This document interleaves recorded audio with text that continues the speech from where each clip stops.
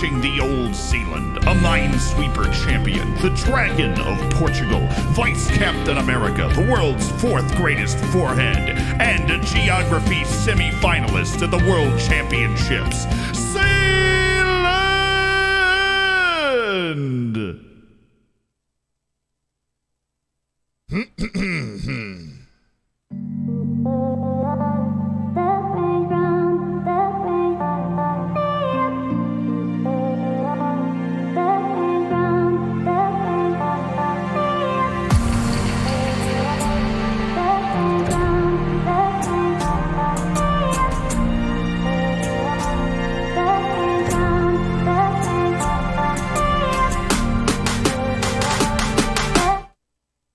Said Chelsea need Rafinha. Just because his name ends in Enya doesn't mean he's going to bring the creativity you're looking for. All right, here we go.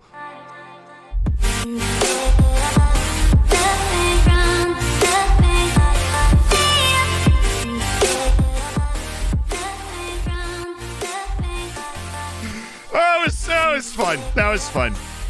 I teed that one up. I was ready for that. The captain, thank you so much for the prime. Welcome to the Hammers. Enjoy the bacon, enjoy the emotes. Kelvin, thank you so much for the 8 months. Part of the Hammers as well. Underhill, thank you for the 3. Propane Burrito with the 5. Held a Hawk's Beak, thank you so much for the prime. Enjoy the bacon in the emotes in the subsection of the Discord.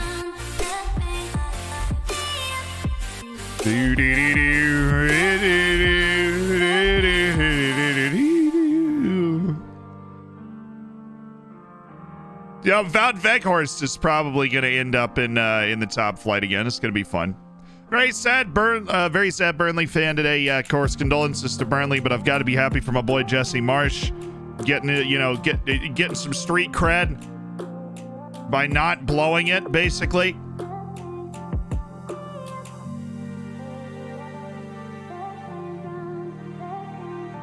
Hey.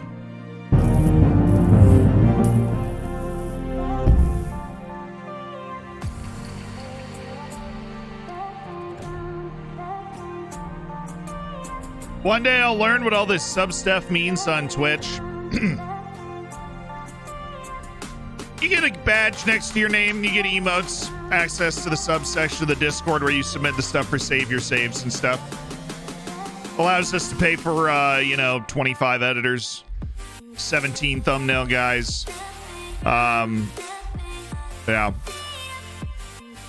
Wish it was 18, but we're stuck at 17 thumbnail guys right now. Doing our absolute best. But today we are dwarfing. I'm going to get right down to it. Today we're dwarfing. Today we're right here, and we are dwarfing. Do you understand me? Joaquim, thank you for the 4 months. Smooth Operator coming in with the 9 months. What do we have? I had an idea for a movie plot where a retired CIA agent searches for his kidnapped daughter in Paris. Turns out that idea was taken. I then had another idea for a movie where the same agent is kidnapped with his ex-wife in Istanbul, but it turns out that one was taken too.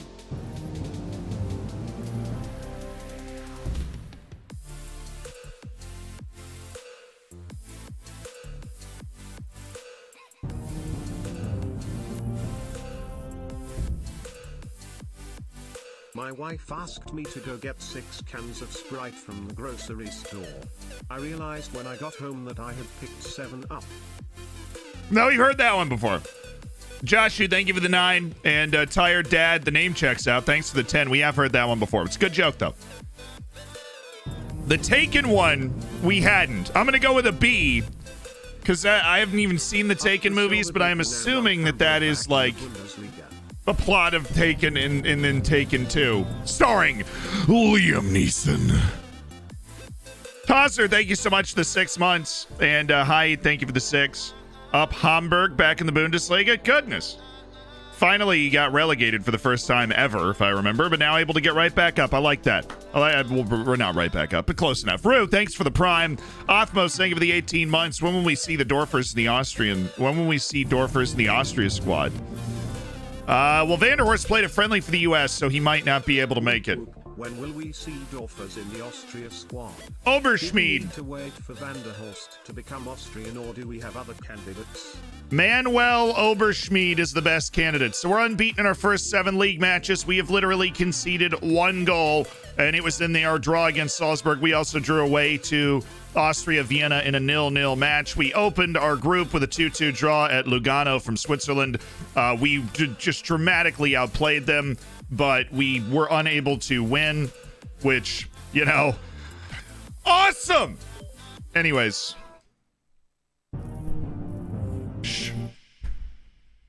Hello, YouTube! More time for Liverpool made laugh and laugh / anyways. Been a great 6 months. Up the Dorfers. Hi, YouTube. So as an Everton fan, watching Gerrard slip one more time for Liverpool made me laugh and laugh. Anyways, have a great 6 months up the Dorfers. Yeah, that was an amazing look. That was an amazing weekend. That was an amazing weekend. Literally amazing. Marcus Arling's a shout. He's a bit more tangential, though. I think that the most likely player to get into the Austrian team is Manuel Oberschmied. If he can continue to improve, Manuel Oberschmied, definitely. Because he got called up to my preliminary 30-man squad for the Euros. Like, he's 1 or 2 center backs away from being in the team already. He's good enough. That was just amazing. Look, you just got to appreciate it. That doesn't happen a lot. The relegation battle was hanging on like a single goal for most of the afternoon, right? The championship was hanging on a single goal. The West Ham United thing I was super emotionally invested in. Then Brighton ruined it because United was losing to Crystal Palace, so they could have gotten sent to the Conference League. We would have gotten to see Ronaldo in the Conference League. Oh my God. But it didn't happen because Brighton just decided to ruin everything that's good in the world. And then, of course, Man City goes down 2-0. Everybody's lining up, people are lining up their Twitter fingers about Man City choking again. Oberschmied, what? And then all of a sudden they drop 3 goals and make another amazing Premier League memory. You know? His grades were below sea level.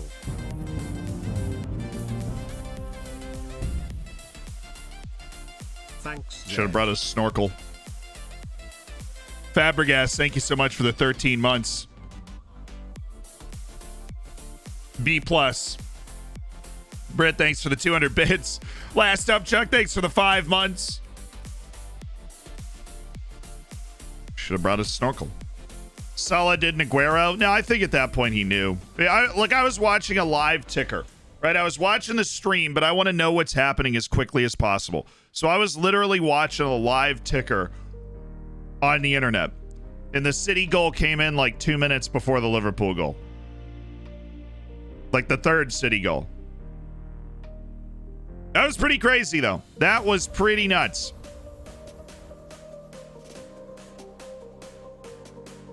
They looked so listless. They looked so listless for so much of that game. And then all of a sudden it was like, they got one.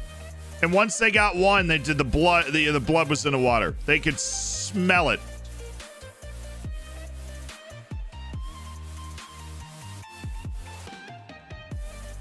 They could absolutely smell it. That was crazy. I still don't feel like people I still don't feel like people are giving that ending the credit it deserves. That was an incredible way to end the season. The entire title coming down to 3 goals in like 6 minutes. Less than 6 minutes.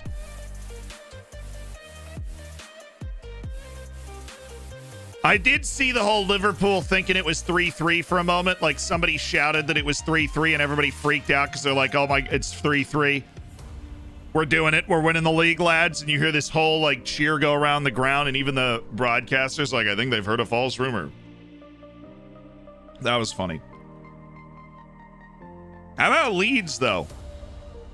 Actually went and won the game against Brentford. Congrats to them. Congrats to Jesse Marsh. I'm sorry to the Burnley fans, but the writing was on the wall. I thought I picked Burnley to go down, and it was nothing against Burnley. But when we were having the discussions about, like, well, who's going down? You know, I picked Burnley to go down. There we go. There we go. Do-do-do-do-do-do-do-do.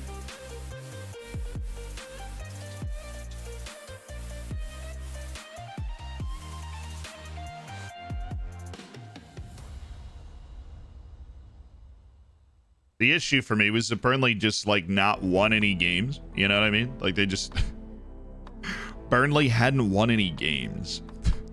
Last time we recorded 20 good minutes, right? Obviously there's a post Premier League season 20 good minutes coming up. We looked at how many games Burnley had won and we were just like, I've got no issue with the way they play. I have no issue with the way they play. I have an issue with the stats that made me think that they were going to get relegated. They played like 31 games and won 4 of them. Now, they managed to draw a lot of matches, but like, whatever they were doing, right? And we all know what Burnley were doing, but it doesn't matter what they were doing. It matters like what the results are. And whatever they were doing, the winning like 4 matches from your first 31 is pretty bad. It is pretty bad. And is probably not a sustainable way to do things. Right? It's not.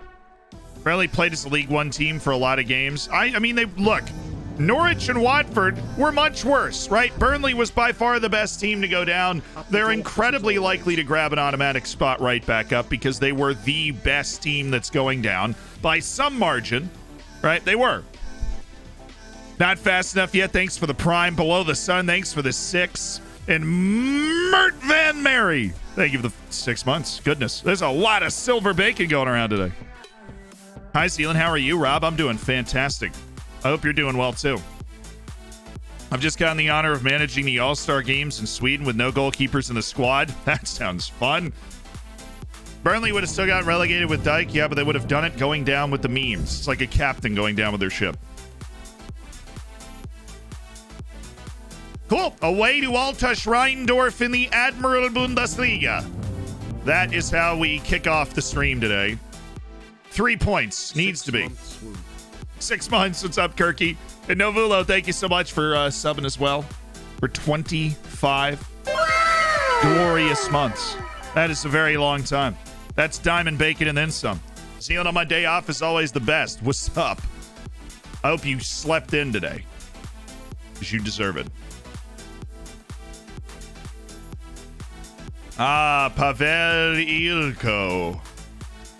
What was their asking price back? Still more than they paid us for him. So if that ever dips, and we can basically just make a profit on Ilko and bring him back to the club, that sounds wonderful. Because he is homegrown.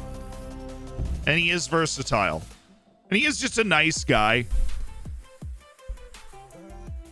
I think Burnley definitely goes back up. They're too good for the championship, but too bad for the Premier League. Yep, a lot of teams like that. Meet Fulham and Norwich. But actually, like,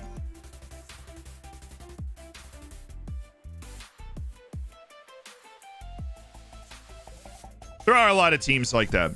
They need to make a new league ahead of the championship and below the Premier League. Fenrir, thank you so much for the 6. Do you think there's a significant difference from last year's game? I think the match engine took a sideways, slightly backward step. The transfers are a lot harder, right? Because they're a lot harder for me because I was used to the other system and understood how negotiations worked. The dynamics and transfers, the way they interact, they just made it all harder. Schuler and Duda, that's Basel and Young Boys. Interesting. Okay. Basel and Young Boys. Sounds like an Italian scandal. Burnley not... Oh, where's the... Hi Zed, thanks for the entertaining video. Burnley not going back up because of financial issues? No, they'll be fine. I'm a recovered FIFA player for 2 years now. Up the Dorfers. Hey! Thanks for the 4 months, Johnny. Clap it up for Johnny making it away from FIFA. Excellent work.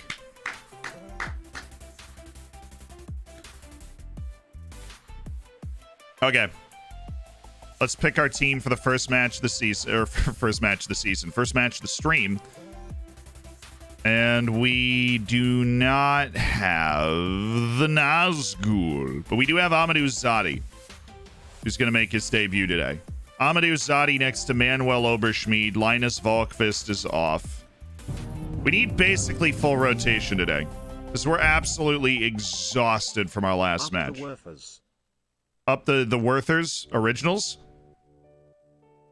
Big Werthers originals guy myself. We'll rest Balas. We'll go. Okay, interesting lineup. Leandro, Rogel, Oberschmied, Sadi, Shonen, Zapata, Aliyu, Vanderhorst, Kim, Rusu, and Henneman. Easy. Super duper easy. Nadadfari is super duper not ready to play today. Linus play on the other side, like a little bit.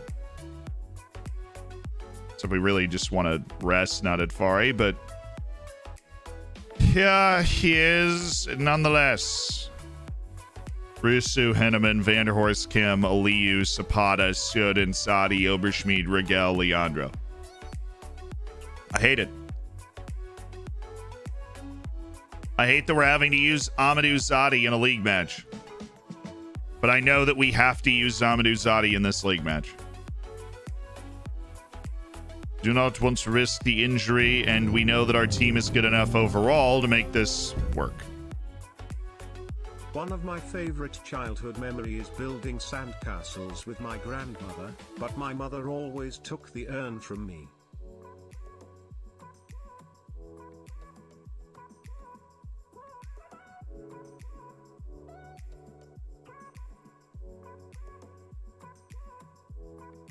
Get out! Tarkovsky and me are available on freeze. I think Tarkovsky will land somewhere. I wouldn't be surprised if Ben Me stayed there, though.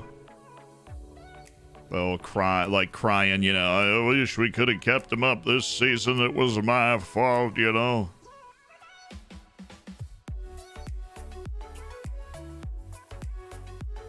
We didn't do our absolute best. All right, Floridsdorfer. 3 points away to Schreindorf. Boys are ready. Goals win games. We should be able to play well here. And Victor Leandro starts again in a rich vein of form as a goalkeeper. Yes, he should start again. Absolutely. Magic Bird, that's me. Thank you for the 22 months. Look, when you go down to the championship, you're not going to keep everybody, but the understanding of how to win, the institutional presence of being in the Premier League for a sustained amount of time,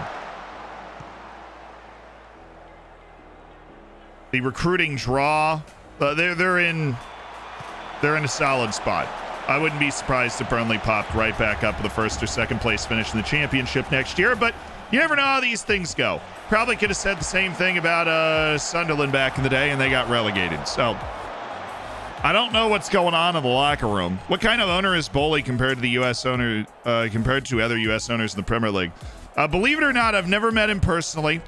I know that could be confusing, but yeah, I do hang out with Stan Kroenke from time to time. You know, the Glazers hang out in Tampa, so we like to get some steaks every now and again, but I've never met Bowley personally, so I can't attest to, you know, his differences compared to everybody else. But you Buzz, I mean, I have no idea. If I answered that question, I'd be recycling whatever Tifo told me about the managers. You know, like, I don't know what, I know Bowley's like a finance guy, right? But I don't know anything else. Like, it's much less about, like, you know, it's what type of American owner is he, and more just like, you know, what type of owner is this dude gonna be, right? Because you can, like, attest, you know, as I can attest from the major sports, one owner of one of my teams is the Glazers. Where are you taking me out to dinner? McDonald's. It's gonna be sick. Get in! He's on. I saw it. I saw the hand. Do you ever miss O-Hill ice milk? Nah, dude, the move was you get the batter from the waffle station, and then you put a bunch of stuff in it. You put it in a cup, right? Then you put a bunch of stuff in the batter, like chocolate chips, cereal, whatever. And you put it in a microwave for like 3 minutes. And then it's a cake. That was the move at O'Hill. That and the fact they had a pasta station every day really rocked my socks. Henneman's becoming a beast? Yes. All of a sudden, after not scoring in his first 5 matches, he has decided to be great. Kim Yun-Kyu, for your consideration.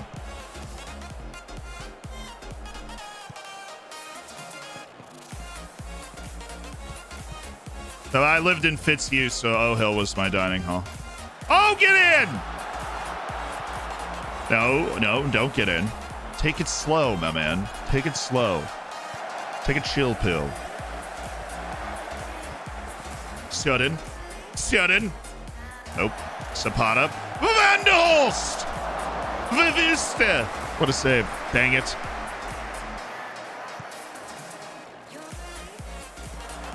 Oh, no. Oh, yes. Aliyu. Excellent 1-2.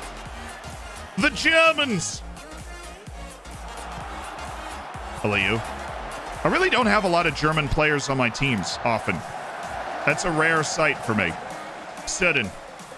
Igor Sudden. He's got an hour and a half. That's a solid ball. Sander Henneman with the side foot tee up for Kim Yun-Kyu. This is the widest field in the history of the sport. I am apparently all the way zoomed in right now. I cannot zoom in anymore. Drent7, thank you so much for the tier 1. How do you see if it's getting disallowed? Yeah, just the arm in the air. Woo! Conrad, thank you though for the 20 months as part of the Hammers. Give up, thank you for the 7. Philippi, thank you for the 7 months. No rating. Skibbs, thank you for the 3. Johnny, thank you so much for the 4. We've saved you. What, Sander? What is that? Ooh, Aliyu. I want another goal because our defense is completely rotated today, so I'd like... That was a shot.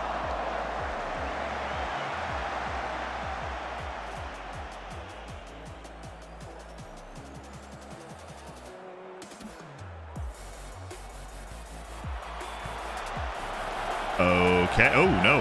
Not good. Retreat! Retreat! Nice. Hector Elman Zapata stifling. No. Ooh. Oh, Shoden, you should not pinch in like that. Great recovery hustle, though.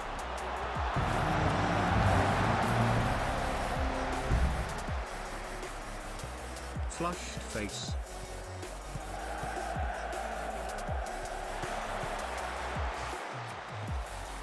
Howdy, thanks to the 16. Oh, no. We really are losing headers. Oberschmied and Sadi is like the shortest back line I can put on the field. Oh, Sadi! Oh, he was off. Never mind. If he'd scored, that just saved me a whole celebration. His first appearance for the club, Amadou Sadi. Shelfs it. Complacency. I'm gonna go complacency, even though I almost praised them because I feel like we might get nervous. Like ooh, they've switched their front. I hate it. This does not look fun. They've switched their front line to where it is Rafaela CB Mensah and Sasha Horvat's like right pinched in on the 2 center backs. There you go. You know what we should do in response to that is anchor Hector Helman Zapata so that he's more positionally astute and he cannot be caught out in such tomfoolery. 60th minute sub for Aliyu, who is dragging right now. Thank you, Victor. That looked uncomfortable, but he made the save. We're good with that. Question, I started playing in the 4th tier Portugal, currently in the 2nd tier after back-to-back promotions. My U19 team played league football the first time. The second season onwards, they've only played friendlies. How do I fix this? Your U19s, so not a reserve team, your U19s. That is always glitchy as to whether they get promoted into like the U19 league or whatever. You would just play friendlies. It's U19s. Use the training where the matches aren't important from the training video and just, yeah, then that's it.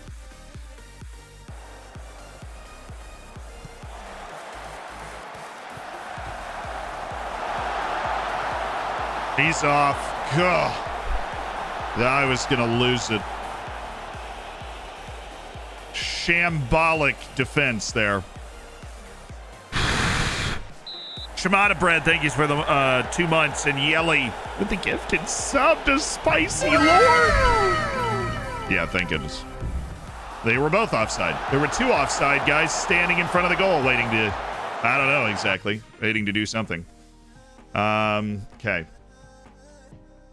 Joshua Aliu, I'm going to take you out for Paulo Cesar, who is just determined to be bad, which you just have to respect it. Owen Vanderhorst is nervous. I hate that for us. I really do hate that. So I'm going to go Paulo Cesar and Axel Perez. Double switch in the midfield for the 2 guys that played a whole match last time.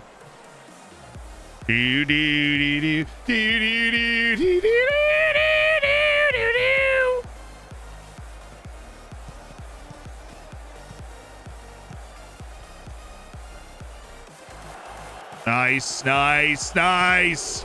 Brett, thanks for the biddies. The biddies. Yep, 1 more. Not 2 more, I said 1 more. 1, not 2. The fast boy. This is such a wide field. And we are both playing narrow. Why are they playing narrow? Why would they build this field if they're playing narrow? Spread you out to abuse. Oh, Kim Yun Q. Okay. That was so bad. Kim. There we go, Rusu. That's getting blocked 100 times out of 100, but we'll take a corner. I think.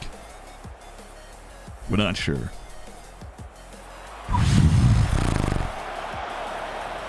Thoughts on the madness? Bolts and 4. Yeah. Tampa Bay Lightning going for the series win tonight. Already won the first 3 games. We are probably the greatest hockey team in the history of hockey. I don't want to be, I don't want to be alarmist, but yeah, go hockey, go Bolts. Watford tried to sign a chain-smoking Italian manager, but the club's honorary president failed the signing by writing his name wrong on the contract. Sorry seems to be the hardest word. Sir Elton John commented on the subject.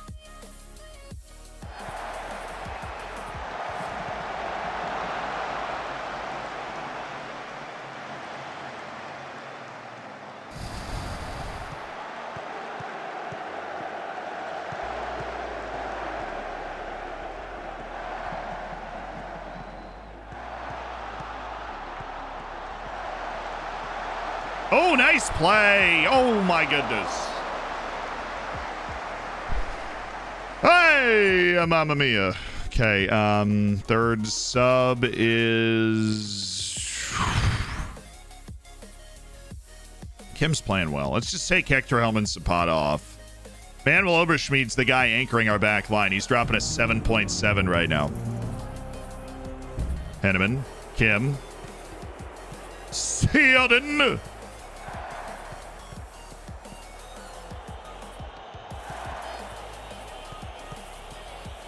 Somebody said it looks like an A- face from Z.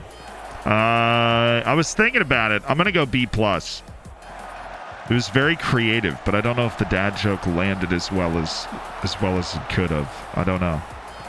We are connoisseurs after all. Oh, get in!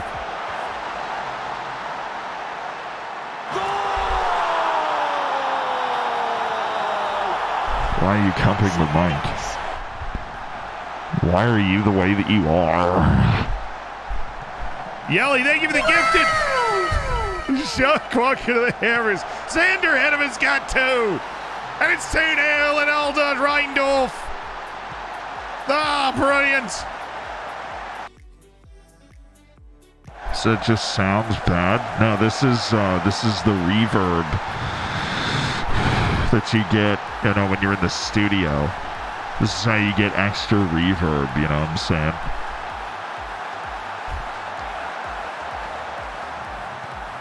Really gives it that roomy feel. Makes it feel like there's space in the music. What a play by Garcon there. Oh, Henneman. Perez.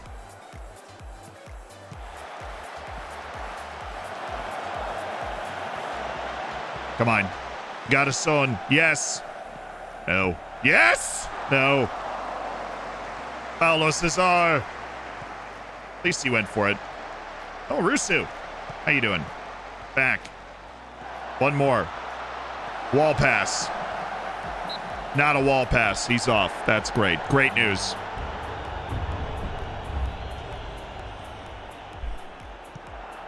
Hera and Pat, Parent Sid. Thank you for the 10 gifted subs in celebration of the Dorfers' opening win on the stream. Grammin, Icing Twinkies, Necklace, Act Nasty, Crazy On, Evander, Smooker, Gerald, Ricard, Gaming on Ice. Welcome to the Hammers. Enjoy the bacon. Enjoy the emotes. Enjoy this Pettis goal. Never mind. What did I say? But be sure to say thank you to Pat Parent Sid for a very kind, very lovely 10 gifted. Holy smokes. All right. No, not going to do that. Not that scared. But I will do this, and I'll turn this stuff up, and we will turn this stuff on, and we will bring a line back. And we will put you on box to box. What a free kick by Horvath. JC. Up the Dorfers. Thanks to the 14.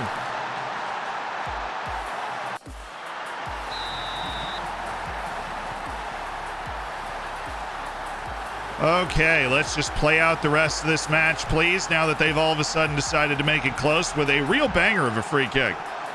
That's why you need multiple goals in every game. You never know when somebody's going to do something like that. Got to be able to survive it anyways. Keep it moving. Keep it moving. He is wide. Garcon, somebody's got to see this, that our left back is completely wide open. Thank you. Yes, to Kim Yun Kyu, and now we're going for it. Why are we leaving the corner? Why are we going for it? It's the real question.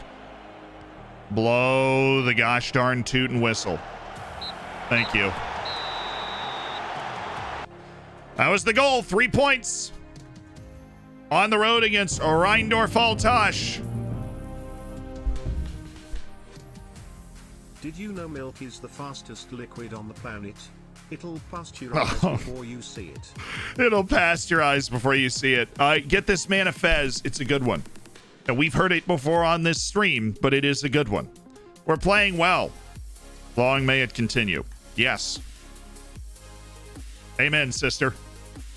We are separating from the league already. It's us and Salzburg, and I have a feeling this is going to be a pretty incredible title race this year.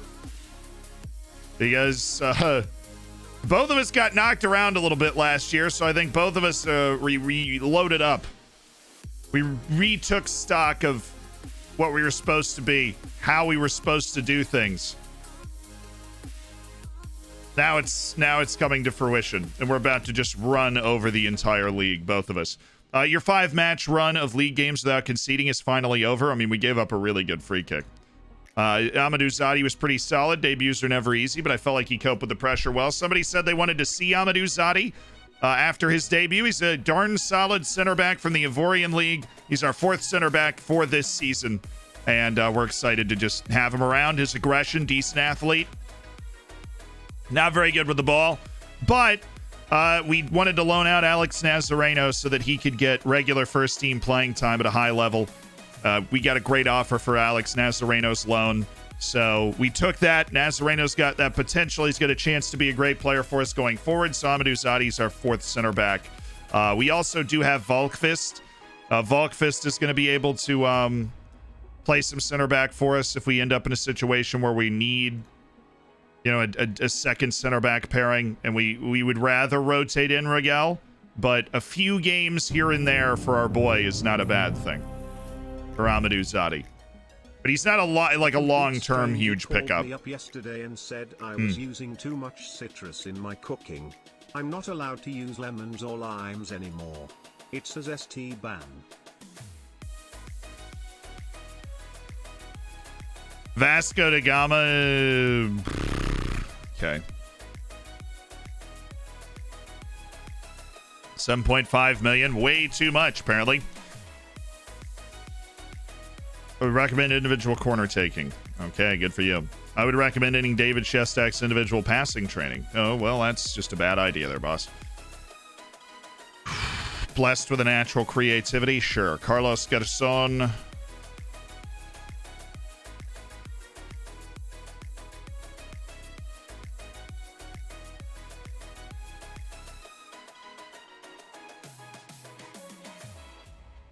Advari's welcoming period has helped. They're telling me Paulo Cesar is getting better by the day. Well, I don't think so. I really don't think so. Because he's getting worse. I can see it. I am not blind. I look at these things and he is getting worse. Thank you for playing. JCRs, though.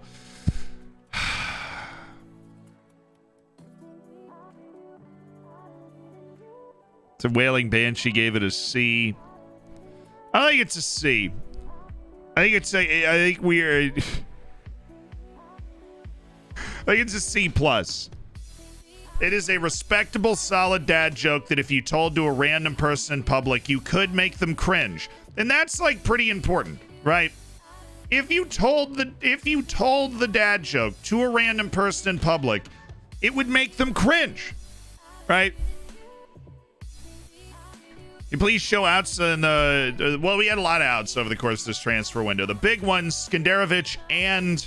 Bruyne were sold, so we are running Torbjornsson Novaish as our center back pairing. We trust our player development, our identification, and those guys have adjusted to being on the team now, so I think it's time to really hand them the keys to being on the team. Other notable outs, Marcel Baran, the fabled pace man off the bench was sold. Tragedy, of course. But had to be done. Some debate about whether it had to be done, but had to be done. Simco was sold, the left back. He was sold to Cologne, the same spot that Skenderovic is headed to as well. They dropped $30 million on Floridsdorfer players, so credit to them.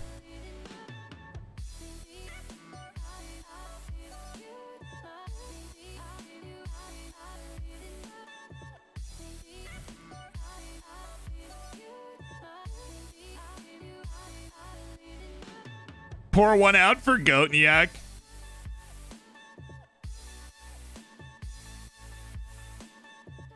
Watched my first MLS game last night, Philly Union and the Portland Timbers. Glad that Philly won. Oh, you're a Union fan. Well, you just said it was your first game that you watched, but you're like rooting for the Philadelphia Union. A certain hatred for Portland, perhaps. Portland's got a really cool ground. Philadelphia's got a great ground, too. It's like on the water. But Portland's ground's really, it goes into the, goes into the ground. So when you walk into the stadium, you're like in the top part of it. I always love those types of stadiums. You walk in and you're like in the top ring, and then it just goes down into the abyss. I feel like we're actually about to wrap up a lot of different scouting reports. Thierry Latanda, we can finally drop Thierry Latanda. Oh heavens, finally. All right, you're a pace man. Mohamed Abid, but not good enough at pace manning. So here's the guy. This kid's 16 years old. Now, before you freak out and sign this player, he has no interest. He's 16. He plays for Deportivo Cali. He's still on a youth contract. But this guy is absolutely crucial to the construction of our team going forward. He is the guy. He's the best wonder kid we know about, not in a major league already. The best one.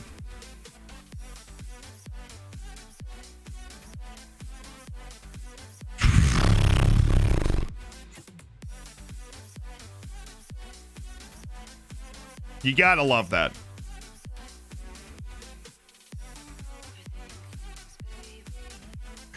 The dude could immediately play for me. Shout to Electric Boogaloo, yes. He's the new Shao Lucas style obsession. We need to land him. I'm talking every single month. Where is he? He's underneath this guy. Yeah, I'm talking every single week we have a scouting report coming back on that guy. That is how we land him. And then the moment he is interested, we pounce. we pounce. We throw all the money that we can at Deportivo Cali, which honestly is probably not going to take that much to separate him from Deportivo Cali. They don't demand a ton of money usually. All right, cup match. Away to Sturm Graz, who is one of the best teams in the league, because of course, that is our cup match. You gotta love it. Nadadfari, this leaves us open for a Lafnitz home game in the league. Okay. Novais is gonna rest. I'm gonna start Regel and my boss asked me why I only get sick on work days. I said it must be my weekend immune system.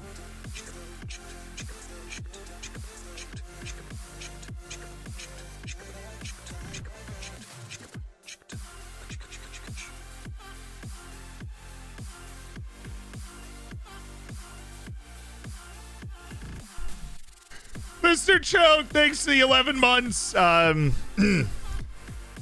an A-. That's a C. Yeah. Great effort. Leaned into the cringe. You have to love it. Four Flush, thanks for the Prime. Percy Pick, thank you for the 13 months.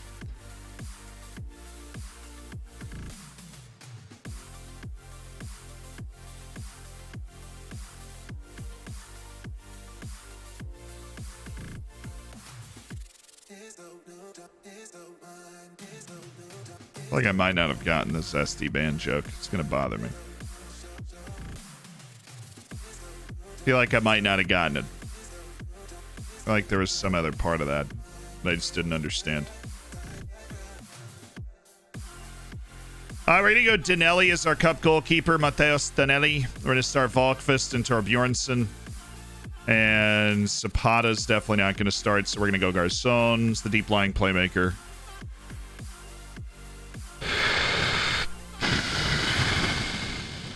I'm thinking ban. Isle's in a mood today. Isle's always in a mood. Vanderhorst off.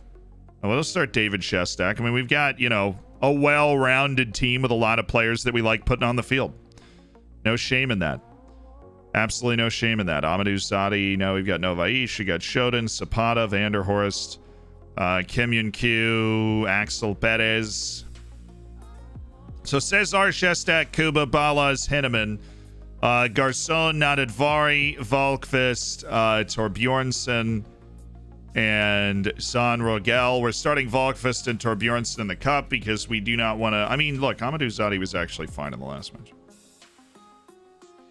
I don't trust... No, we need to rotate a little bit. I don't trust it. Linus Volkvist has good recovery as well, and they play a really difficult formation for us to be able to handle in the first place. They always have. It's Sturm Graz away. This is one of the best teams in the top flight. I'd say fourth best club behind the three at the top, which would be Rapid Vienna, Salzburg, and us. And Rapid Vienna seems to be having an absolute dud of a season after qualifying for the Champions League last year. So we'll just let them implode. That's fine with me. We got 8, we've got 11, and we've got 3. So let's get 3 and 8 there, and then 9 there. Okay. And then we go 3 there, there. Okay. Let's get him. We are the reigning OFB Cup champions. We are the reigning OFB Cup champions. I expect us to get a good result today.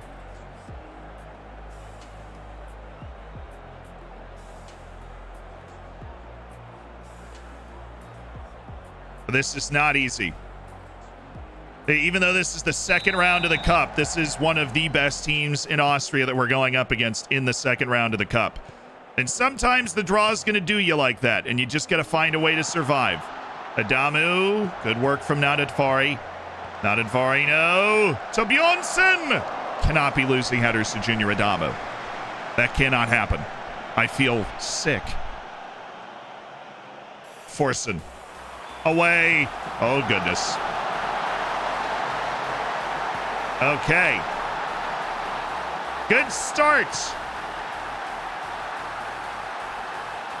Scramble goal on a set piece.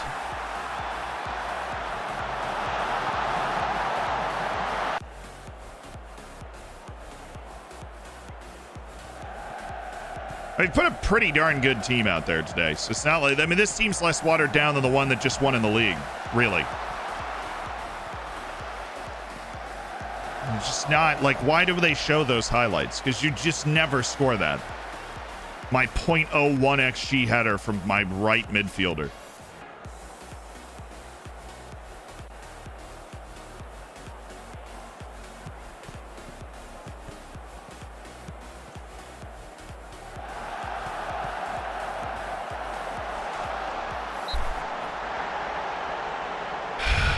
Okay.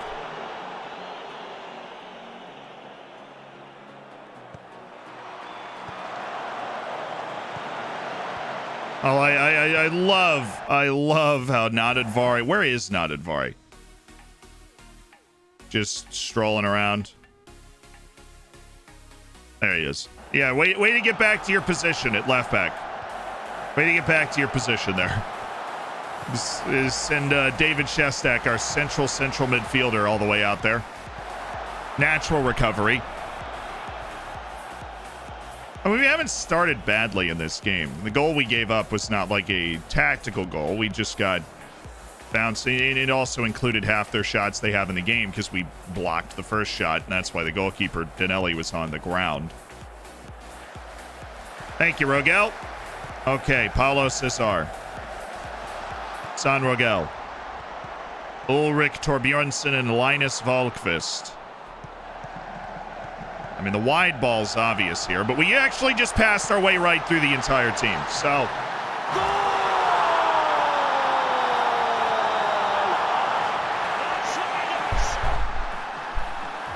let's frickin' go! Thank you, Kuba, Henneman. Balaz drops it for Shestak, beats the keeper there. Keeper's caught no man's land. David Shestak! When I tell you. Oh, get in! That's all right. We've restored order. They got out of position for a second. We punished them with excellent playmaking.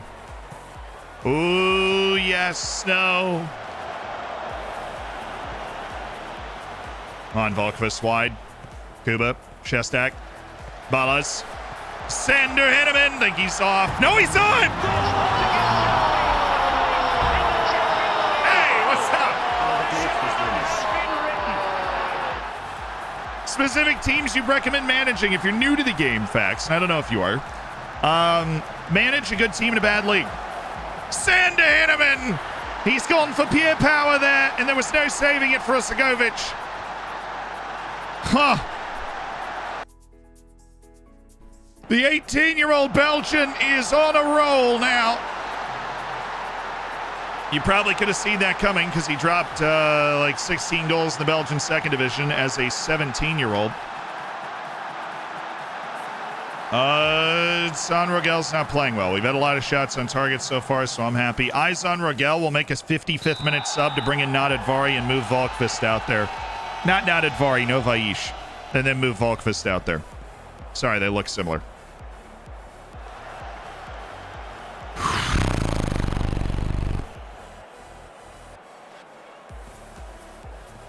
Yeah, Henneman's that. He's that sauce. Did that really go through his legs? I didn't see that.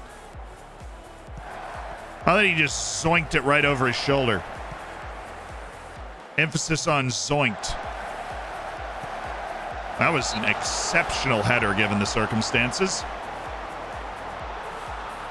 I really thought he was off, too. I mean, obviously they showed the lines. He was onside. I just thought he was going to be off when the goal went in. Okay.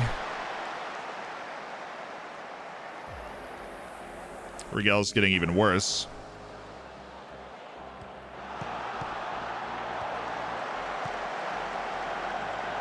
Thank you, Garzone, for keeping a lid on it. Shestak with room to shoot. Should have shot it earlier. Don't know why we're taking that extra touch.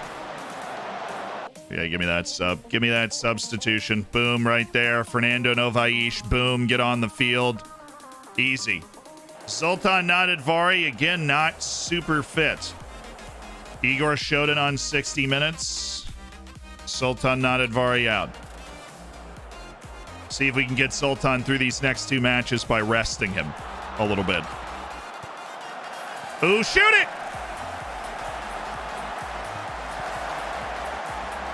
Ooh, little no-look pass there from Christian Kuba. Yep. Back. Yeah, oh, one more. Top of the box. Look at the corner. No, why are we not just going to Garzone? Everything would have opened up if we just passed that ball to Garzone. We're just trying to force a cross in. That's not our game. We're the kid that plays FIFA but never crosses. You bring it to the corner and then you walk it back around and then there are openings.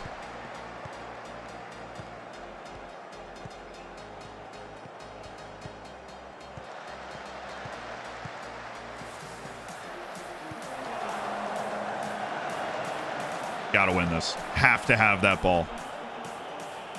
We cannot let one man beat us. Play him. He's through!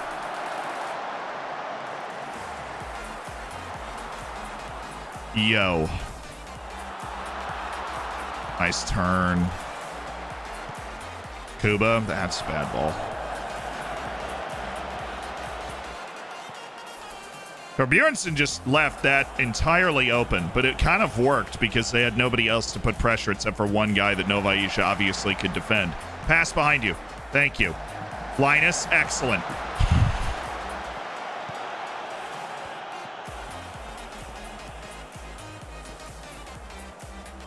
Great. You have the feeling this is an 85-minute highlight and that we're just knocking on the door perpetually? Come on. This has to be it.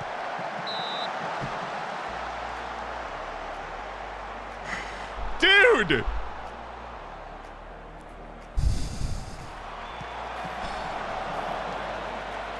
What do you think we make our last sub? Like 70? Oh, okay. There's another highlight. For a 2-1 game, we have been tapping on the door for quite a while. And here we go again. Oh, what Shestak's doing back there. What an awful pass by David Shestak.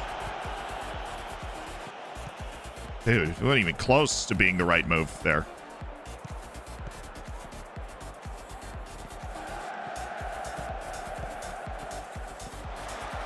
Thank you, Novaish. Very nice. Composed.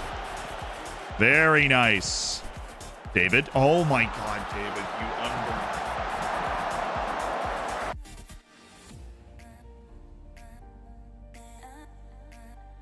David!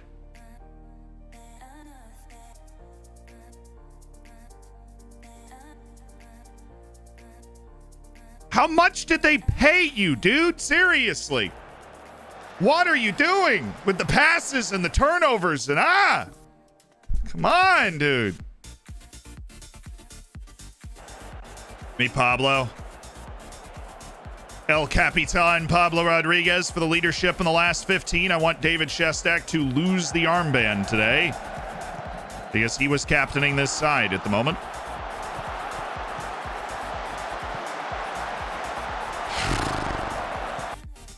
I do need to manage this intelligently, don't I?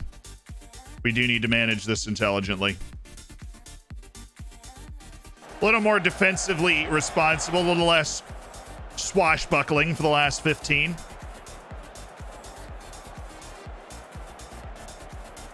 As we have shown a real ability to hold the ball, but they're starting to crank these shots from everywhere. We do have Mateus Dinelli as our cup keeper back there. What did we...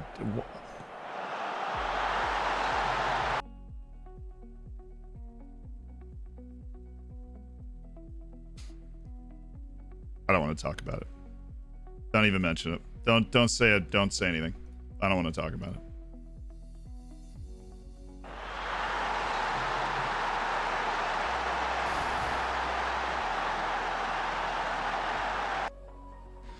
What is that? What is that? What is that?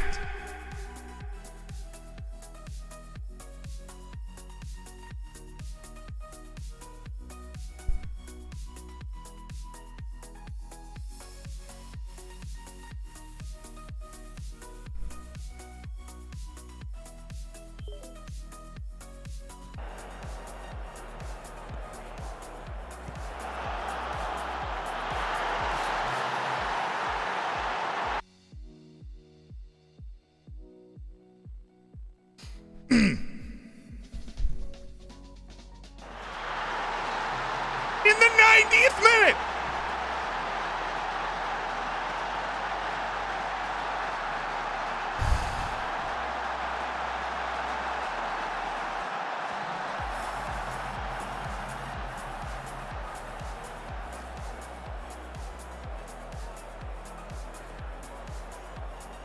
In the 90th minute, we do that.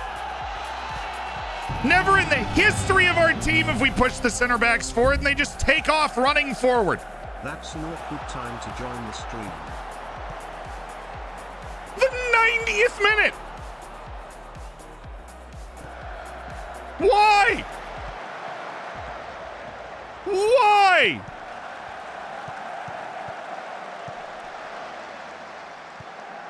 Is that the Lewis Wara? Yes. Who we sold for 1.3 million to Sturm Graz 3 years ago.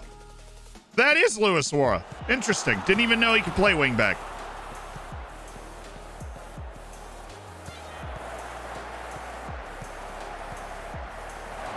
That's fine. That really is okay.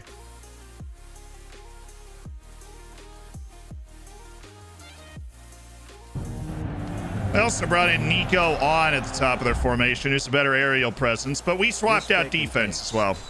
Silvery. Congrats to the silver bacon, Wordy. All right, David, redeem yourself.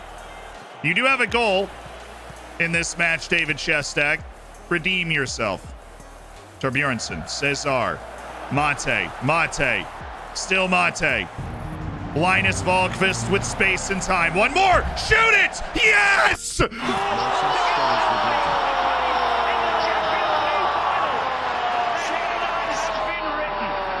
that, match fixing. Christian Cuba from Bolivia. Vamos, vamos, vamos, goal. Christian Cuba. Beautiful. This is patience right here. Wahlqvist doesn't whip across it. He picks out a pass. And David Shestak redeems himself and literally lays it off to Kuba, who's got the space to get a shot off. Thank you, David Shestak. Thank you, Christian Kuba. Thank you to the Academy. Okay, and then the other tweak we're going to make is Christian going back to box. And he just passes it into the bottom corner of the net. And just like that, it's 3-2. In our ridiculous odyssey in the second round of the Cup against two of the top 4 teams in Austria playing in the second round of the freaking Cup. Send him off!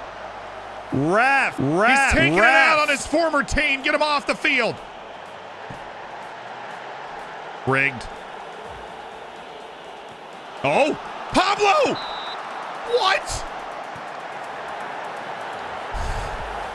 I am mildly angry.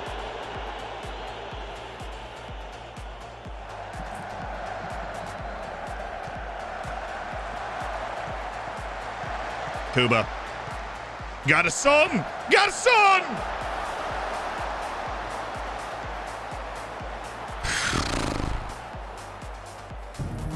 Why?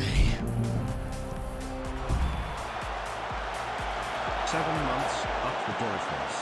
Am I the only one who keeps thinking Christian Cuba is Cuban? Lol. Ballas! Dang it. Do we have an extra sub? I know I was always like, well, I read the rule book, so... Yeah, of course you have an extra sub. What do you mean you don't have an extra sub? What are you doing? Oh my god, he's the worst player I've ever seen. Ooh, no, we're not going to take Cuba off.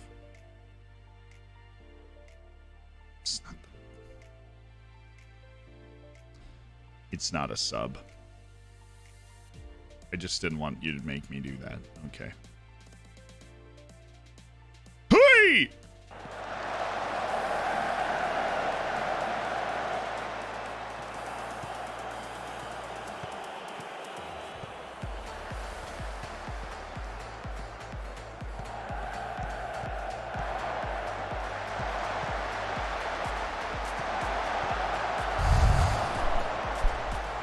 Bruh!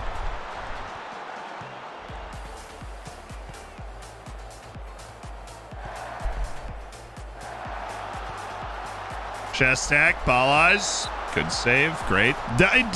Jasper, they give you the 7 months. De facto, they give you the 15 months.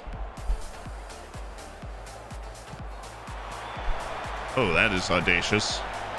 I just came to the stream. Why is the stream titled Wonder Kid U? Because our entire team is under the age of 22, with the exception of Pablo Rodriguez and Linus Volkvist. But you gotta have somebody to, you know, can legally drive everybody to practice.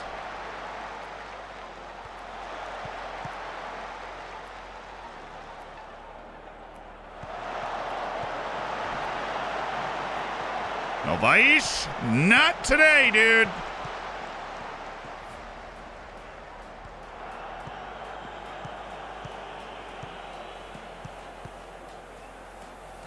Yes. Hey, listen to me. Pretend to be hurt. Pretend you are hurt. Fall down. Fall down. Pretend to be hurt. How do you throw it to the wrong team? What is going on with the educational system of Sweden? Do you know what the color blue is? Thank you. Guess we're going to be fine in spite of us throwing it to the wrong team when they are throwing everything at us. Win that. Christian Kuba, shortest guy on the field. What's up? Thank you. Okay. Well done. Good win. We're surviving and advancing in the cup. We had to play away against the 4th best team in the freaking country in the 2nd round, but we are through.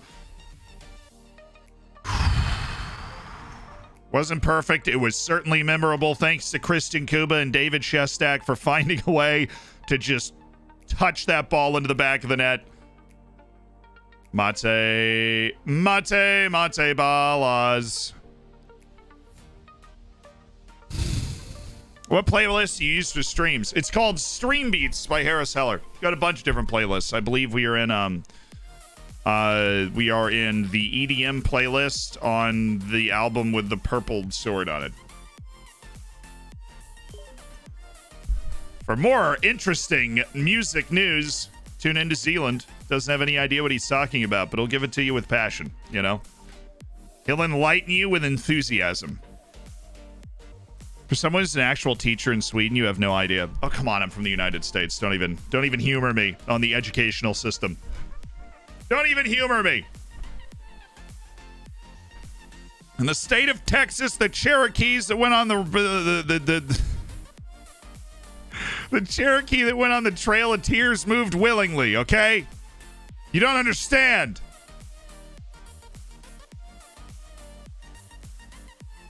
Round of 16. Okay, cool. We play a 2nd division team, Wacker Innsbruck. Thank you for evening out the draws. I really appreciate it. I only have 1 match that week, actually. It's weird. Give me 1 match in a week. Yeah. And then this is 2 matches. This is a whole mess going on right here. So we've got match. We'll do a little review. Then we got teamwork, possession, attacking corners, attacking movements, ult of Arrogant, recovery. Then we get more intense training here. Do a little, let's do some, we'll do an attacking day. But then we should do a defending wide. That's a little less intensive than defending engaged. And then we'll do like, no, we already have the attacking patient there. So let's just work on the team bonding there. Reduce the intensity a little bit because it's pretty freaking intense, you know what I'm saying? Home slice. Then we'll be ready for SV Rid. A wild part of the schedule now. Things all over the place. We just got to keep playing matches and we just got to keep winning. Put your head down. Another match, another win. Gotta be. We have to play against Sulta Varagam. Yes, the richest team in the world, apparently. Buying like 8 players for 30 million apiece. I have no idea where that money's coming from, but we do. They are in our group. They are in our group. So we'll see how. We'll see what these guys are really made of. You know. I think target Sana Dimitriou. Actually, Sanetos Dimitriou of Barcelona B, still on his youth contract. Available for potentially less than 1.6 million. He is a diminutive playmaking type. Strikes the long, but he's got 4 flair. That hurts. He's just a metronome. He's just a metronome. That is wild. All right, Roberto Ramirez. I mean, never at the price that he's currently available for. But maybe that changes.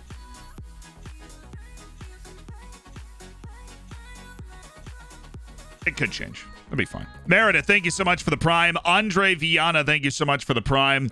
Welcome to the Hammers. De facto, thanks for the 15 months, the Prime. I appreciate it. Enjoy the bacon, enjoy the emotes. Make sure you get in the subsection of the Discord to take full advantage of being part of an elite online gaming community.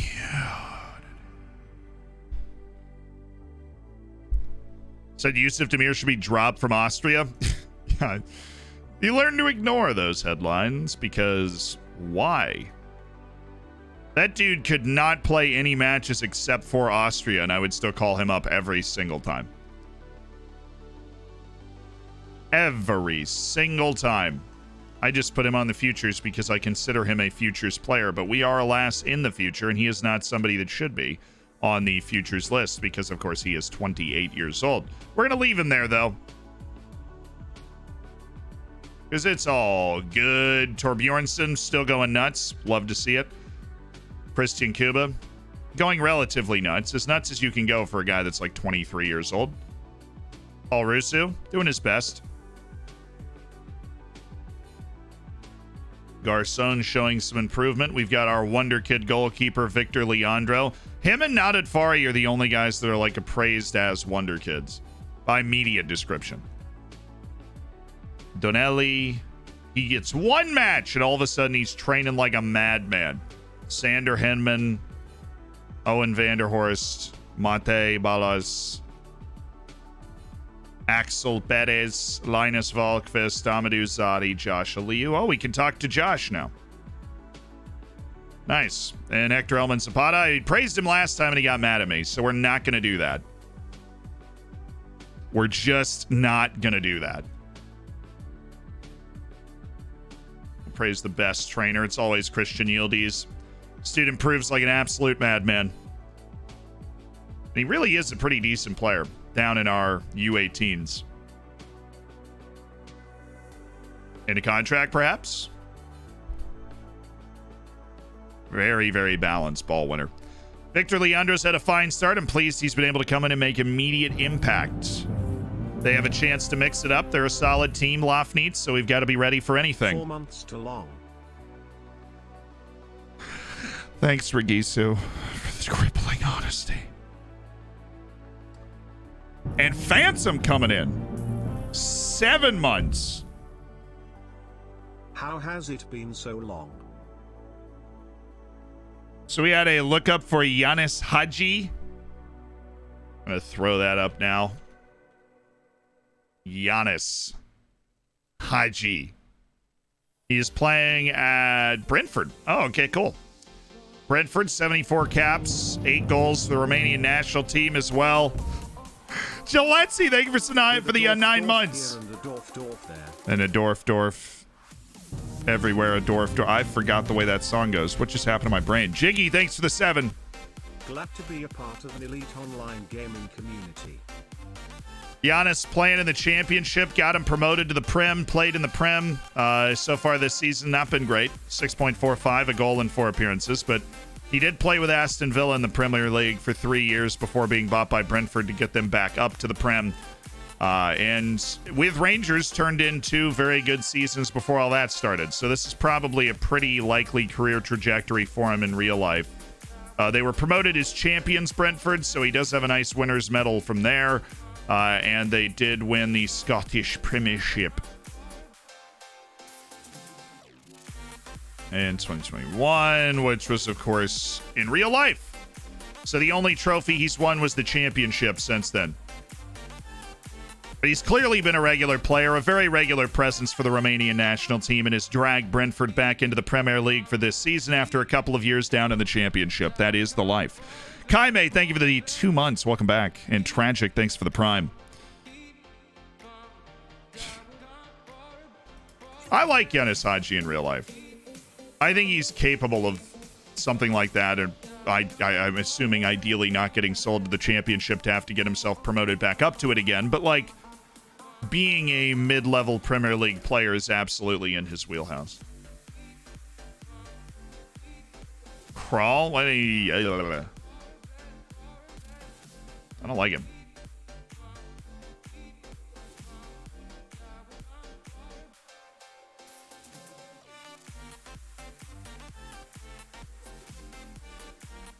Get out! Get out! All right, Lofneats, let's do this.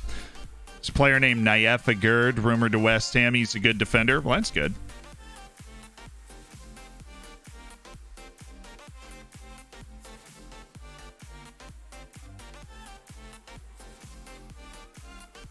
He was linked with Aston Villa, but he broke his foot. Didn't know he broke his foot. Did it suggest Ilko? Yeah, we've been scouting him. We're seeing how he's getting on. What's up, Mex? How you doing? Good, I hope. Fabulous. Sensational. How am I doing? Hey, what's up? How you doing today? Scintillating. What? Wow. What an individual. I'm going to start answering that question with scintillating. Gets a laugh like 20% of the time. It's huge.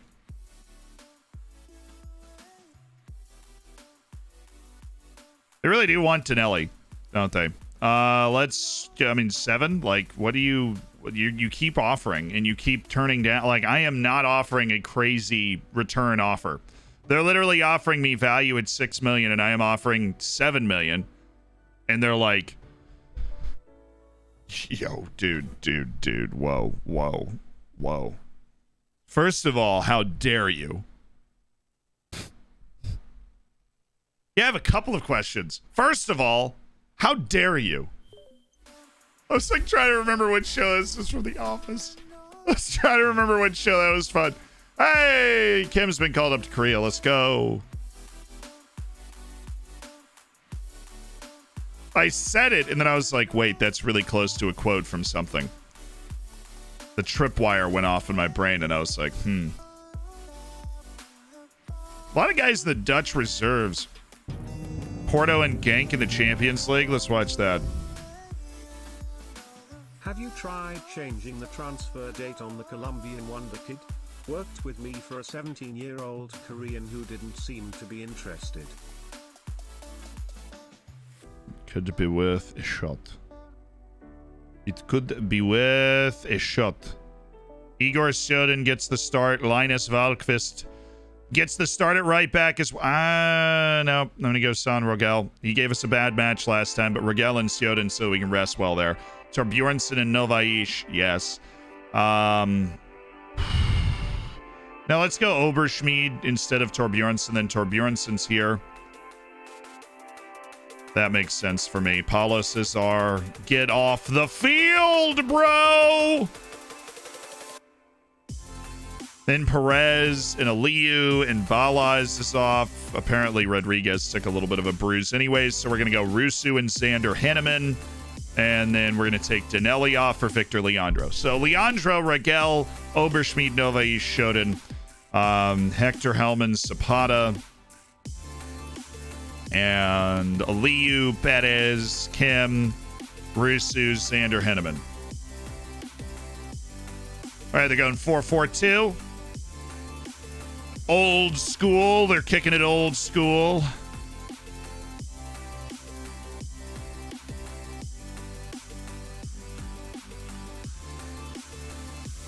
At 4 and 11. Left back is 9. Right back is, or right midfielder is 8. And then you are taking over for the 11. There you go. And there it is.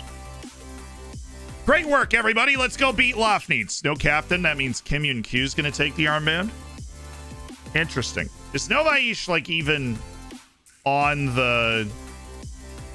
Oh my goodness. It's really not intuitive, is it? Vanderhorst, Rodriguez. Mate Balaz is a team leader.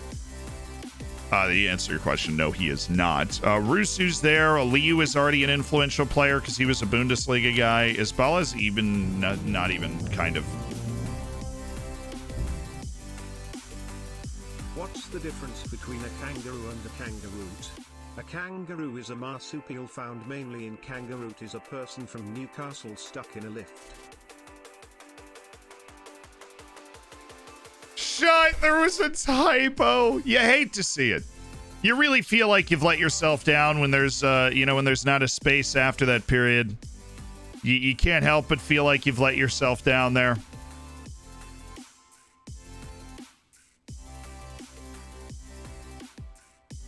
It's got to be Novaish. I don't know why Novaish isn't captain material yet, but it's got to be Novaish. Okay. Expect nothing but a win for this match. Keep our run going. Confident bunch. We're in a great place right now, and I'm proud of the record of having the best defense in the league. Our lovely cavernous home stadium, playing at the national team stadium in Vienna, because our stadium's getting remodeled until March. So, nice. I think that means we'll get to play the crucial rundown of the league season in our actual home stadium. Salzburg won again, so we just need to keep winning to keep pace with them. And home against Lafnitz should be pretty good for that. Yeah, shut. It's okay. What a waste. Here's to waiting another month. Now, we'll break this down because I don't actually get the joke either. What's the difference between a kangaroo and a kangaroot? A kangaroo is a marsupial found mainly in Australia. A kangaroot is a person from Newcastle stuck in a lift. I really don't get it. I need somebody to explain to me what's going on. We're in the Happelstadion. That is the stadium that we are in. And so we play with it and then play in it with the national team a lot. It's an accent.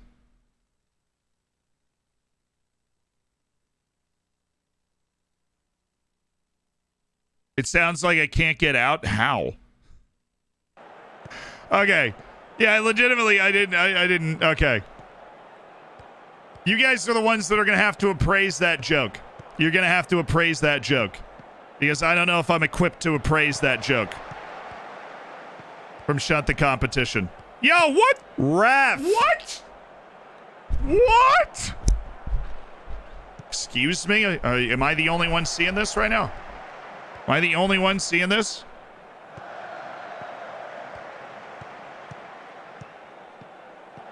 Oh, whoa. Timian Q's over here like you should have given the captain armband to me. Sorry, bud. Okay. Rugel. Back, middle. The middle of the field. Thank you. Whoa there, Sailor. Whoa there. Hello, you. Rugel. The room. My goodness. Oh, just get a touch on that, Xander. Just get a touch on that, Xander. Just a glancing touch, Xander. That's all we needed. Sneeze on it and we probably score. I'm just going to tell you, I have a feeling we're going to have a City-Liverpool type title race between us and Salzburg. Oh. Like the way that both teams have come out, their only match they've dropped points in was a draw against us. And we've dropped points in 2 matches, that and a 0-0 draw away to Austria, Vienna, that we dominated. But we obviously have to keep getting... Oh, God! No, Vaish! He hammer-timed that. It's a good save. It's well defended there. Look at the captain. Look at our captain for the day. Zapata. Oh, he's still on defend, isn't he?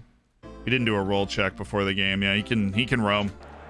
He can get mobile. Is he on? I don't think so, but finish it anyways. He is! Hey!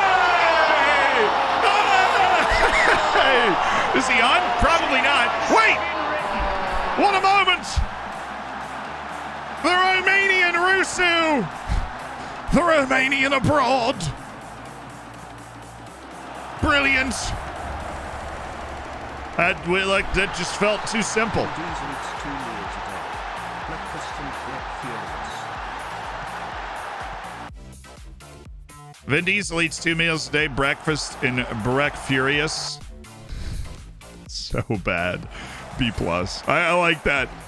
Breakfast and Breck Furious.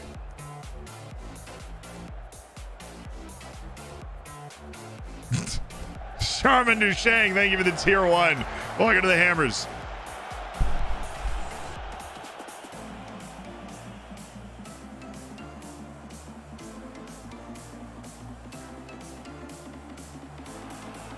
Dude, Oberschmied just won the header. What do you mean this is a penalty?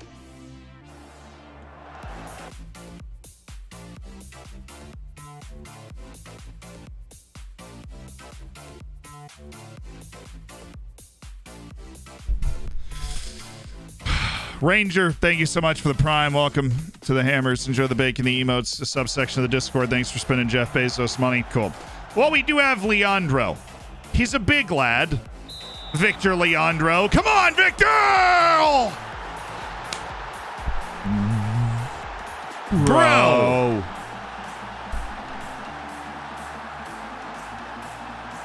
All right, that's why we set out to score multiple goals in every match we play, so it doesn't matter. The first shot of the match for Lofnitz. A penalty from a cross. It was debatable, to say the least. Oh, Kim! Oh!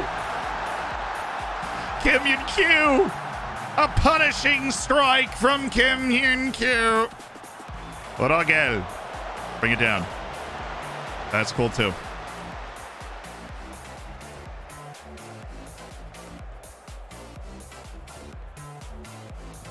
Nice. Very nice. Slippery ball. Way overhit there by Sander. Didn't look like he had 15 technique on that one. Tobias Snowflock.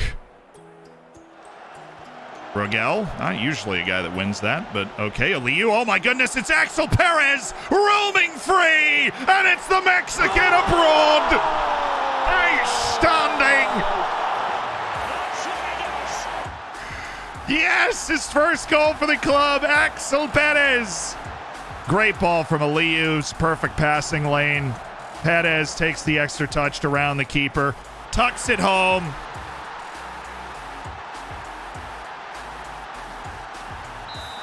Axel Perez of the Mexican national team, looking swifty. Oh, give me that. Yes. Oh, that's the perfect passing combo. Right on through, and Rusu with the, it's a souvenir. With a souvenir.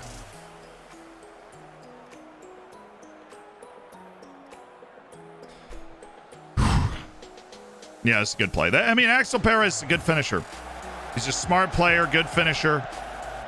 Dynamic difference maker for us. Oh. Trying to run with us now. Generally, I'd be like, okay, we should be able to stop this. But that was actually a disgusting collection of passes from Lofnitz there. And we're kind of lucky that he missed it. Oh, Aliu. Oh. Got to get all the way turned around so you can find those runs. Rogel back for Rusu. What a save. He was off. Perez was offside. Perez never touched the ball. Obstructing the keeper? There was no angle to obstruct the keeper from the middle of the field. Ridiculous.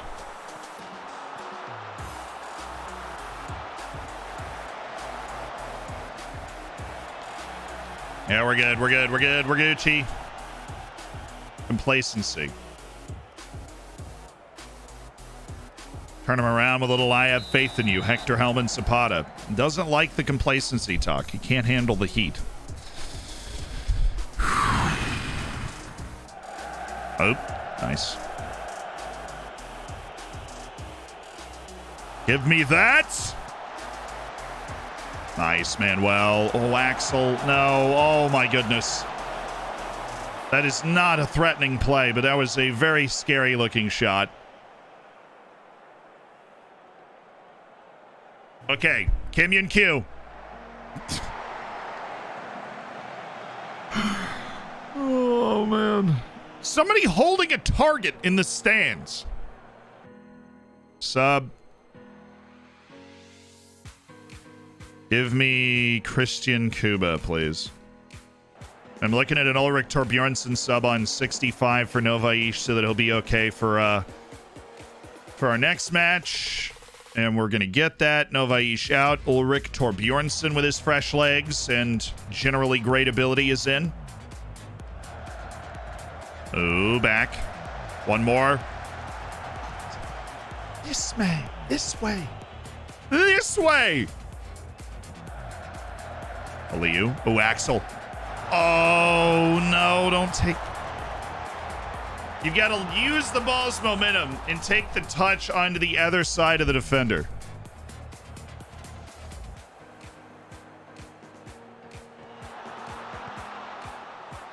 Nice. Axel.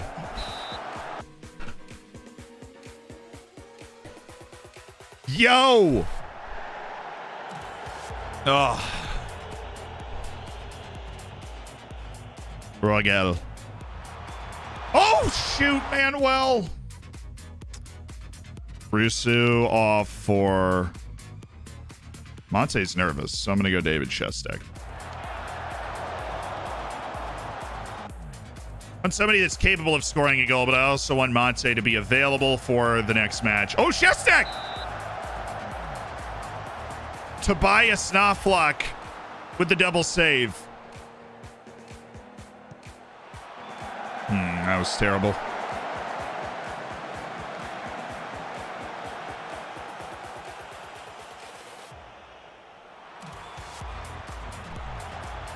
There he is again, Tobias. Got it. Keep. Tobias. Back to the corner. Back to the corner. Please, no. Oh, Oberschmied. That was almost awesome. If we had made that run into the channel, it would have been. Knopflock with 8 saves. 8 saves today. 8 high-quality saves for Tobias Knopflock. Ooh, slick run from Aliu. Got it. Oh, easy. Got to challenge me.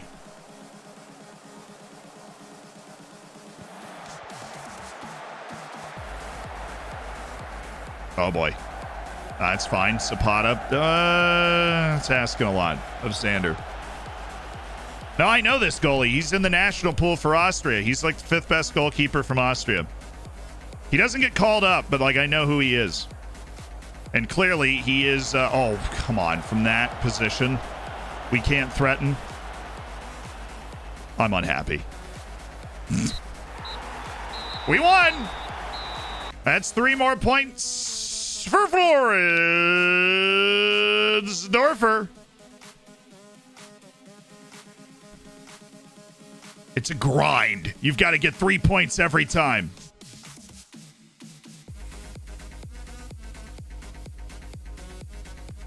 As we have to keep up with Salzburg. Gosh darn it. And we're doing it. Us in Salzburg. Dancing away. Keep going. Just keep going. You know what? Like, literally just what? You want 6 million and I'll let you do installments for the last million, okay? I really don't. You do realize that is more than they're going to pay me 8 million?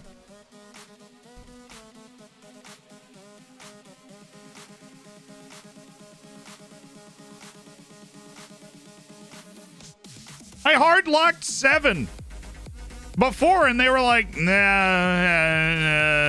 immediate rejection. Not feeling it. Sorry, boss. I'll take 8 for Danelli. He probably doesn't want to go anyways, but I'm not going to like dig my heels in and try and get him to accept that. I don't want to anger him. He's a very good backup keeper. We haven't had one of those in a long time, and he provides us really comfortable cover. But it said he could be convinced into joining, so we'll see if he is. How much did you enjoy Perez's performance? He has that in his locker. Definitely relieved. You know, we've all been there. Needed a bounce here or there. It was a tough, tight match, but we did it. I'll just give a little sidestep answer, and we'll keep powering through our training. until Copenhagen on the 28th, and then Rapid Vienna. The hits just keep coming. It's crazy. It is insane. Yeah, that training intensity is actually not bad at all. This is all fine. It's all fine.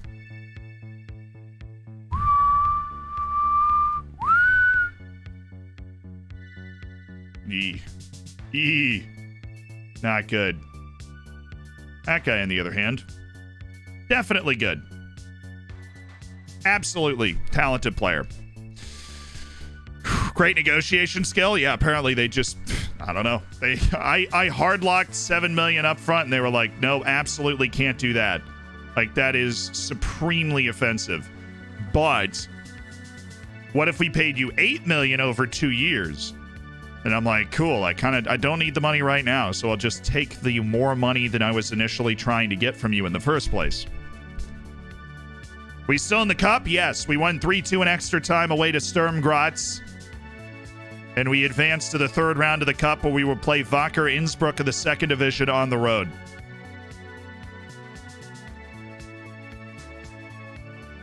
The hits just don't stop coming. Grammys of the Oscars. Get a good feel for this stuff, you know.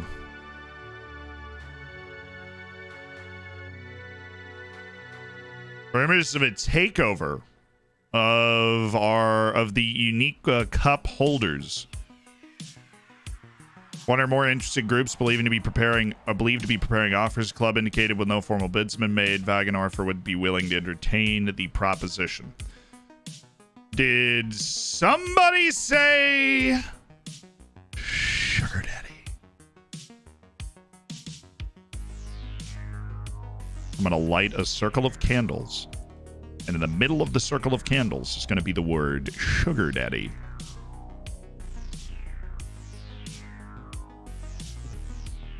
And that is how we will manifest what we desperately want and need. How can I find your training schedule for the youths? I dropped the video called Guide to Youth Development, but I would be wary, though. I would be wary, because as of earlier today... Hold on, let me find it. I get a phone call. Hello? Hello? Yes, sir. My name is Sarah, and I work with a local home buyer.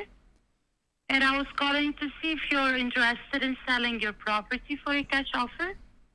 Do you happen to think my name is Esteban? Yes. I am not Esteban. Okay, sir. Do you have any property you would like to sell? Unfortunately, no. Wish I did, but okay. I don't. Okay. I appreciate it. Okay, thank you. Have a great day. Yeah, you too. Bye. They never stop! They never stop calling! It's gonna be 100 years from now, Esteban is gonna be just on my tombstone. And there's gonna be somebody at my funeral like, do you have any property in Florida that you would like to sell? And I'm gonna be, let me tell you. Hold on, where is I saw this and I laughed. Where is it? Somewhere. Oh, right. So the Wonder Kid development guide, right here. And I do recommend checking it out. I just thought I would warn you that your video is too long. It is boring, dude. So be wary. Like, if you're gonna watch it, right, it is a little too long and it's definitely boring. Hello, so I just wanted to let you know, just in case. Is Esteban here? Thanks. Do you happen to think my name is Esteban? Now, I love the persistence of like, do you have any property to sell anyways? It's like, yes, thank goodness you've called. I actually have a ranch I'm trying to sell. Like, what do you think the answer is going to be, right? What do you think the answer is going to be? I hope so, yes. We'll seek the initiative and play with an attacking swagger. How important is it to have a player like Xander Hinnemann's physical traits? He's one of our most important players, I think. That's clear. He might not start the match, but he'll make an impact in the match. You got that much in your locker. Axel Perez is also somebody that we're going to look to have make a contribution to this match. I mean, I really think that's the case. All right, Copenhagen, in our Europa League group, we are at home against Copenhagen. We need to win. And we play Solta Varagum twice because we already drew away to Lugano, which is an awful draw for us. We want to win the Europa League group so we don't have to play until the round of 16. Is there certain countries where tycoon takeovers happen? I mean, no, it's just like a random thing.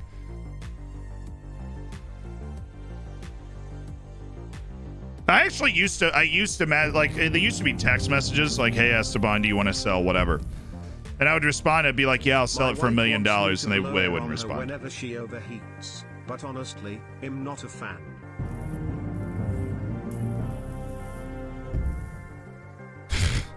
Hi.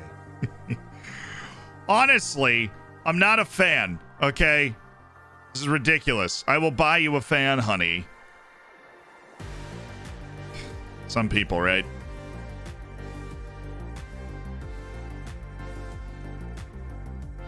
You know, Aref, I really just want to know your hidden attributes, and we are so close to knowing those. So thank you. Kevin Enriquez, we keep it going every week, dude.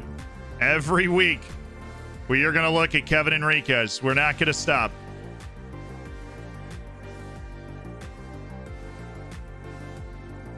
You can't stop the music within me. Ooh. Tottenham beat Torino. Fenerbahce beat Feyenoord. Atletico Madrid beat PAOK Thessaloniki. Ludogorets beat Maccabi Tel Aviv in Israel. Dinamo Zagreb with a 2-2 against Sporting. Villa won 3-0 against Norrköping. Bayer Leverkusen with a 2-1 on Maribor. Anderlecht beat Bodo Glimt 3-1. Fun. Okay, so they're playing a 4-2-3-1 with Vestergaard back there. Gotta love that. Franco Izarralde, a 22-year-old Argentine, is their lead playmaker. We have very limited knowledge on how good this guy is, but I'm very certain we're better than they are. Simply more talented, sir. Simply more talented. All right, Volkvist, you are in. Natutvari, you are in. Christian Kuba loves a big match. He is in with Aliu and Vanderhorst. And we're going to go Hector Hellman Zapata or Carlos Garzon. We're going to go Hector Hellman Zapata, Nadadvari and Novaish and Torbjornsson, who gets the start, and Valkvist and Victor Leandro, and Mate Balas and Paul Rusu as the starting tandem up top, with Xander Henneman available as a dynamite substitute. Oberschmied, please tell me you stopped getting worse. No, he hasn't. Shoden, Garcon, Perez, Kim, Shestak, and Henneman. That's our lineup. And so our next match only stuff is going to be pretty on the nose. Should be. Because it's basically the entire starting lineup that we normally have out there.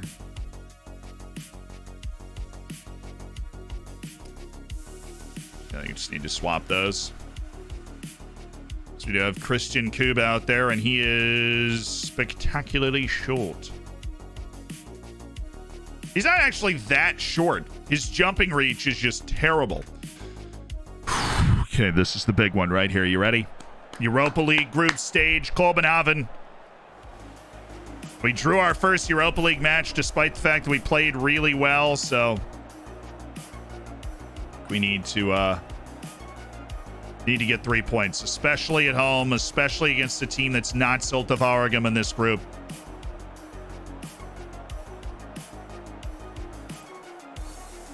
Look at that. We've actually packed a fair number of people into the Apoel Stadion.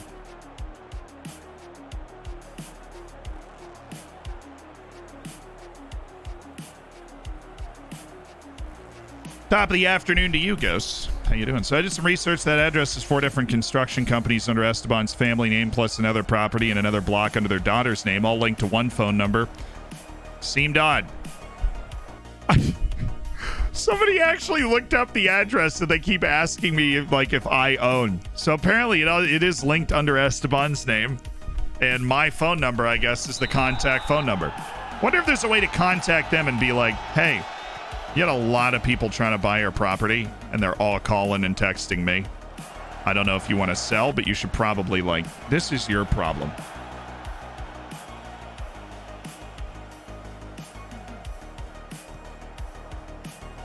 Into the middle. You get doxed by Esteban.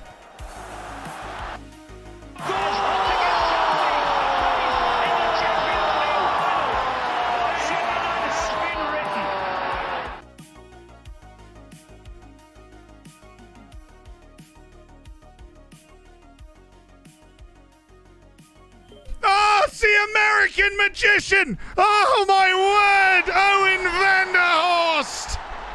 In Europe, there are none better than Owen van der Horst. That is exceptional. What a screamer from Owen van der Horst with his weak foot.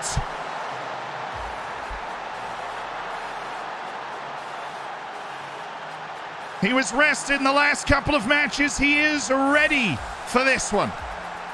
And what a goal. Now Ballas. Oh, Rusu with the burst. Can't blame him for going to goal. That is a star-spangled banger from Owen van der Horst. He is that dude. Zapata.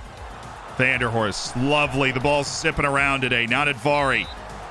Damn, once you draw the defender, it's time to pass the ball. Not at Vari.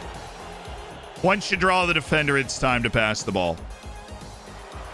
Ooh, hey! Oh, he's off. They didn't have anybody on the posts.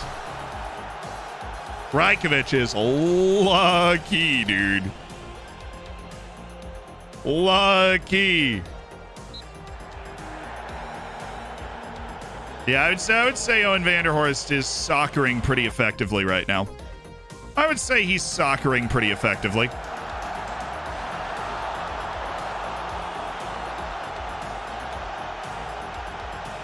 Oh, yeah, that's an excellent pass. Aliyu behind the midfield line. Oh, he's just going to go all the way. Oh, what a goal for Joshua Aliyu.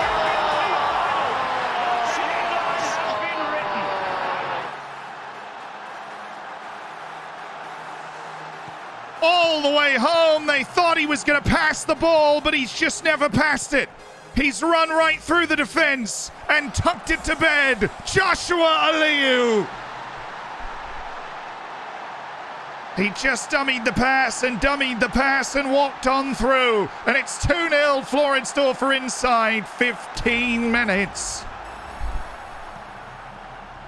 Didn't Aliyu renew his contract at Mainz? He did. And then all of a sudden they were interested in selling him and he was interested in joining us. So that was nice. Van der Horst, great. Oh, come on. Oh, come on!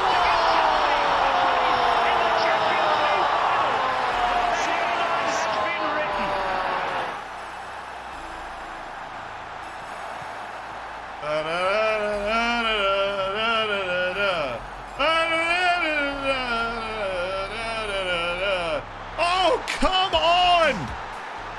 It's Paul Rusu! And it is absolute art. It's artful, delightfully mischievous. God, just, man, as a family. Oh, come on. Just let us have fun. Rusu picks up a knock. We do have an international break coming up. So if it's like 2 weeks, then he'll only miss like the Rapid Vienna match. He'll be back pretty quick. Valkvist. Ooh, Henneman. Hey! Yeah, this is the confident performance we wanted, that we were missing on the road against Lugano. This is what we know we're capable of. Obviously, we're showing all of our quality in this game, but we have also bossed Kobanovanov, you know, with the possession, with the quality of our passes like that. Henneman. It's a tough angle.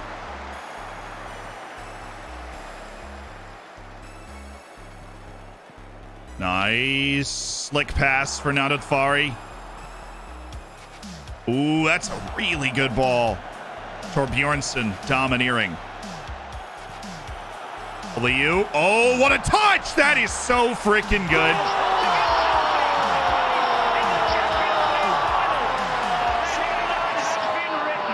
That is so freaking... This touch from Sander Henneman. You didn't even get a replay. What are you robbing me of the joy here?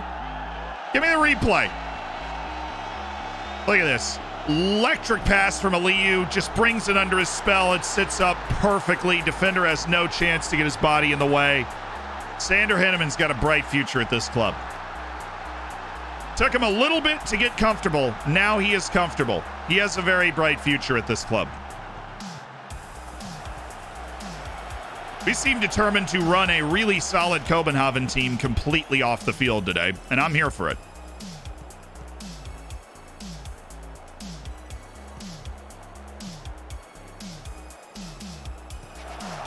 Yo. Do do do do. Oh. Oh no no no no no no no no no no no no no no no no. No. Oh goodness. If I say no enough times, it won't happen.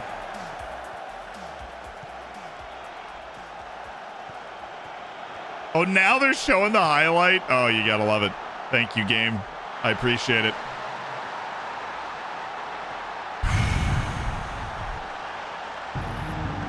Novais, Christian Kuba, right in the channel where it needs to be for Balaz. Ooh, he's got him!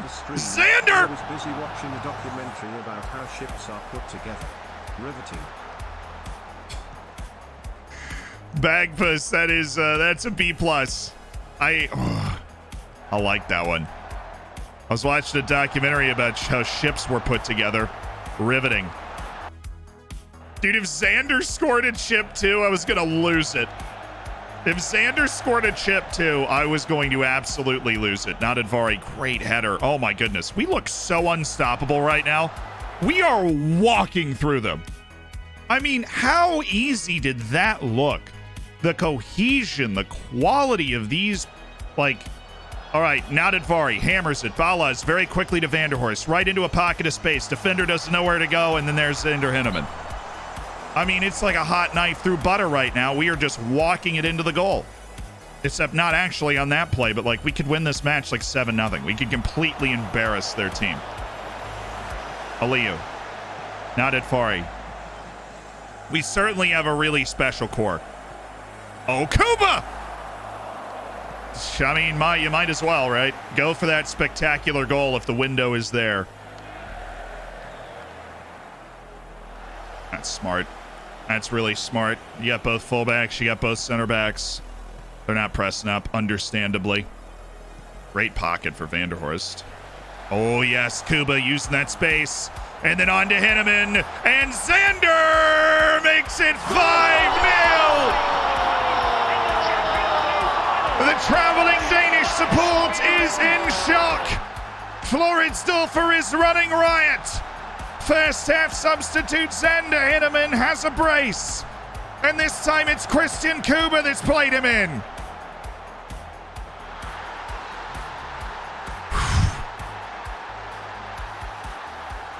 Yes. Yes. Absolutely excited about this.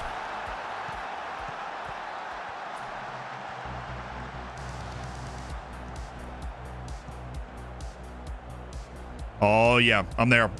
Back to the keeper. Great composure. Oh, yes. Oh, we've got that Barca look. Oh, play him. This time it's Monte Ballas. I did not know we were this good. They have a bigger wage budget than we do. I did not know we were this good. I knew we were really good, but this is ridiculous. Ballas!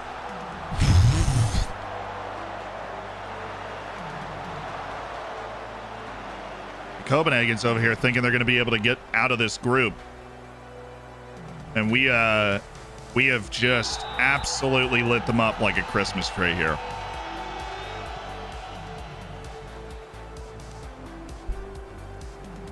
A fullback. Go to Nadadvari. Not over the defender. On the ground to Nadadvari's feet.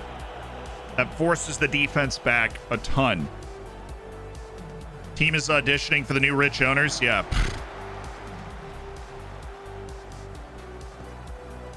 Oh, yes. Volkvist. Oh, yes.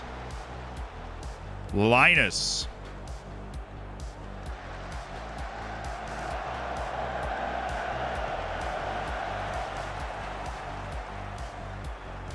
Masson.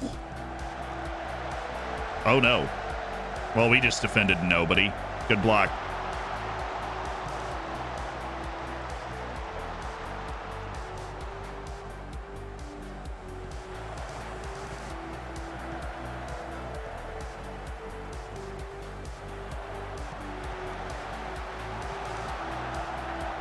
Great recovery by 31-year-old Linus Valkvist. Really actually closed that ground down. Apparently, despite my complacency talk, apparently we are just going to be complacent anyways. Come on, Sander. Now they're pressing. Is that like their change in this half? Oh, no. Why did we be expansive? Use the fullbacks, dude. Classic forward 1-2, always worth a shot. Now, Ed, we got, dude, metronome. Move us to the other side of the field. That's where the space is. Thank you. Oh.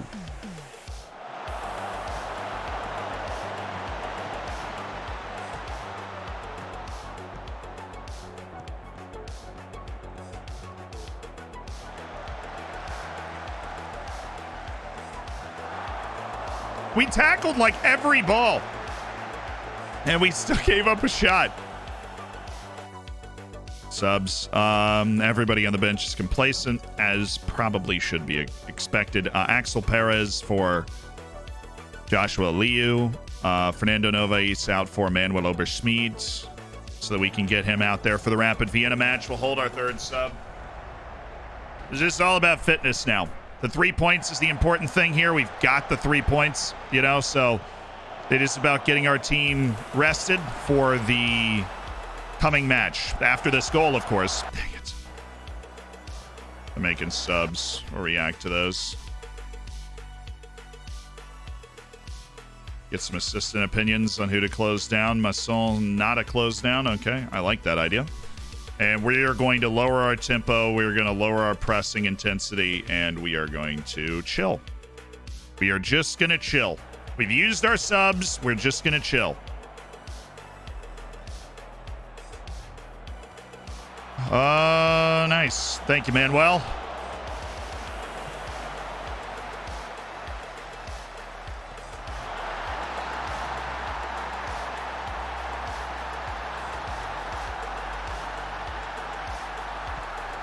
That was one of the dumber looking goals I've ever seen.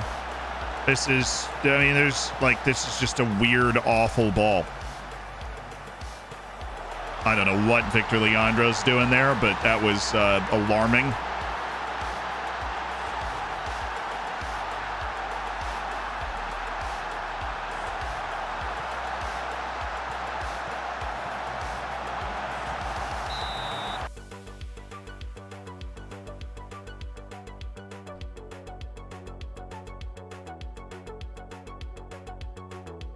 That'll help our playing out of the back. Because now in the second half, they've decided to just press like madmen, and we're complacent as heck. So we need a halfback to get in between those center backs and give us greater numbers across that back line with two box-to-box guys that'll float back and pick the ball up for us. Because we already have Axel doing that. I'm actually going to do a little switcheroo there. Put Axel in the middle, put Vanderhorst out wide, so we got better passing, better game sense in that right slot to help us break through the pressure. And nope, still freaking out, not doing it. That's great, thank you. Thank you, now Fari.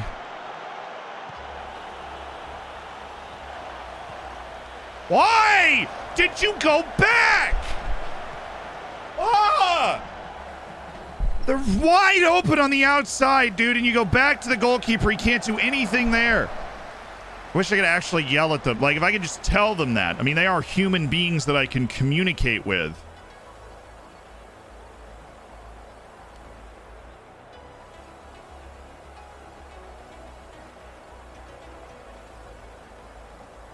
Oh, baby.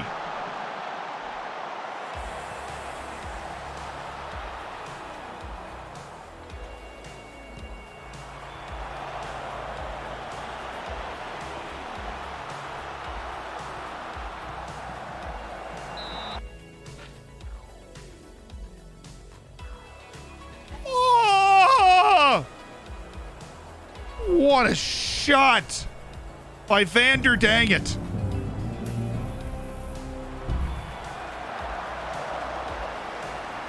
He almost did a soccer again. He almost did a soccer again. Nice, Balas. Wide. Wide. How do you not give that to our wide fullback there? To the wing back. To the thank you. Thank you. Now look at what happens. We play them in we play him in, all of a sudden their entire team's in the penalty area. We've got room.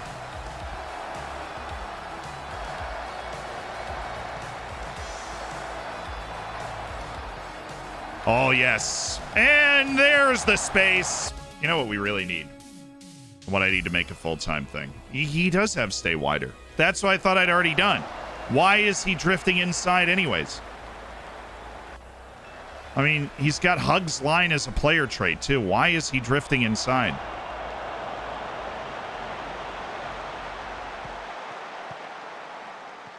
I thought Torbjornsson was just going to have that.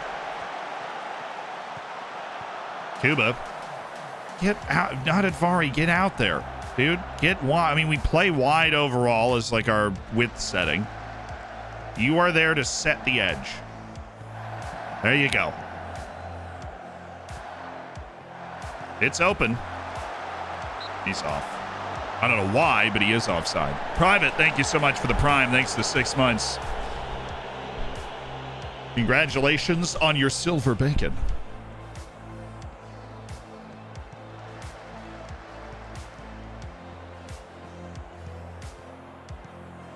He's there. Torbjornsson read that like a book, took it down perfectly. And now we freak out. Please just play the ball. Why, like, change the... I don't get that. Change the level. There are so many open passing lanes up to our midfield. Jekyll and Hyde. Do we have a Jekyll and Hyde talk? Second half wasn't good enough. Rusu. I love how I can tell him you earned some extra rest, even though he came off with an injury. Yeah, definitely. We'll give him an off day. Siltafaragam 1. 3 to 4 weeks. Okay. Twisted his ankle. So we have an international break. I think after this next match, we'll see. So he should be, like, fine.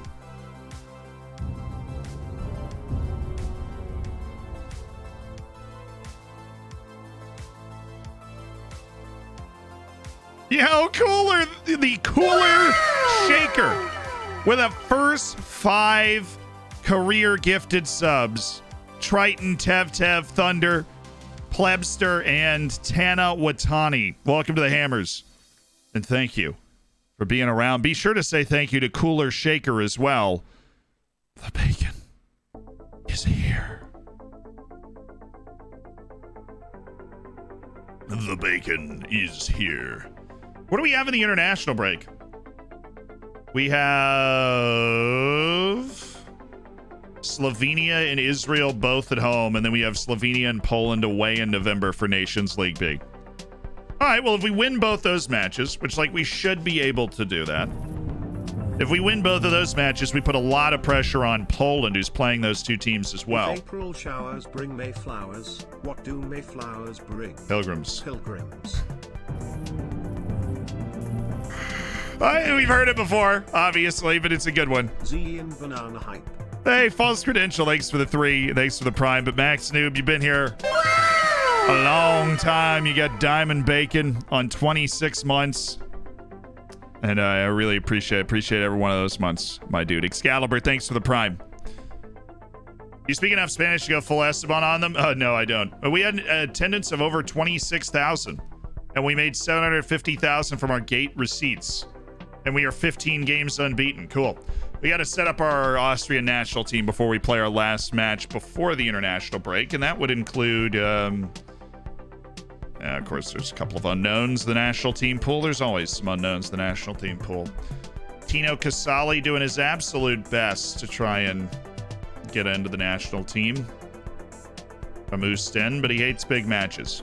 And you know what? Shikan Stankovic is our guy. So goalkeepers stay the same. Defenders. We have Friedel coming back. Can't add him. We have to remove somebody. And that is Siad El Shawi. Siad El Shawi away. You are called up, Marco Friedel.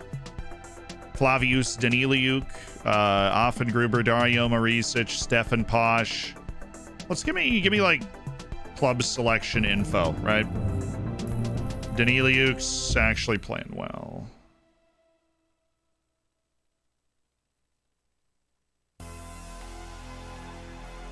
Actually playing well. The style bender, Michael Steinvender. No. Svoboda.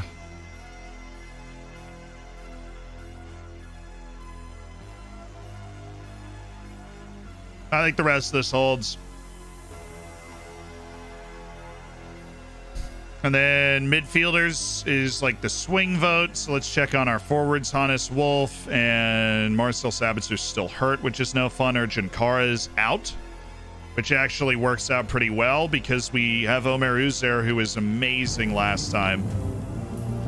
Where is Sasha Kalajic? Watch him be one of these guys. And kills people. An assassin.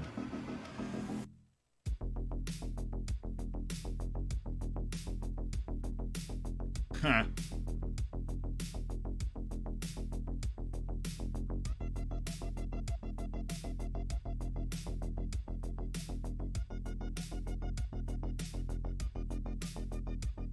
Kalajic and Omer Uzer, and then we have Marco Gruel and Hannes Wolf.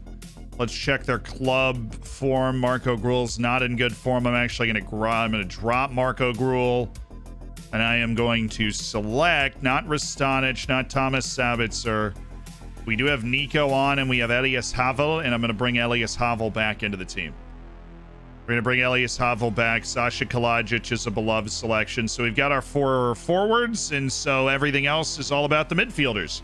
And we have Demir, we've got Seiwald, we have Baumgartner. That is the start, like the starting front 3. Sabitzer's still not available. We do have Xaver Schläger, Florian Grilic, Vessel Dimiku, Peter Schuler, and Tolga Shaheen's the other call-up. I do like Tolga Shaheen. He made his first Austria cap at 23, plays for Groningen now. I think he just made a move, actually.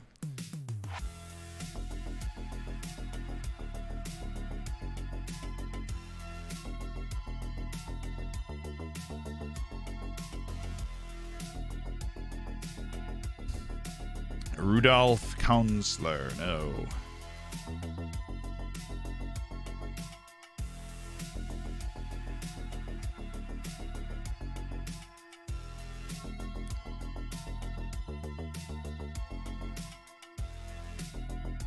Oh, Madhouse DeFerner was in there with a chance at one point. And Nurhan Babusku was in there with a chance.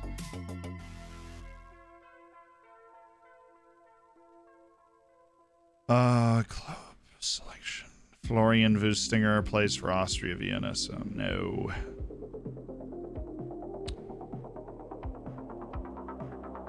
I want to draw. My question is, do I want to drop Tolga and Shaheen?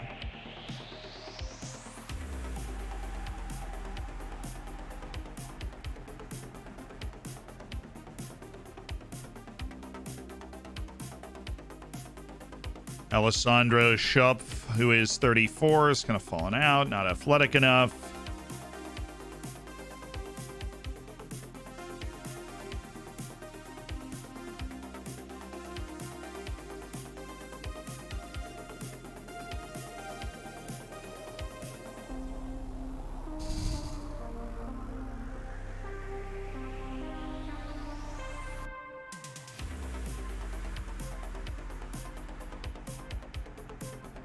Where's that defensive midfielder? Is it Rudolph Konsler? Yeah. No. I want that defensive midfielder.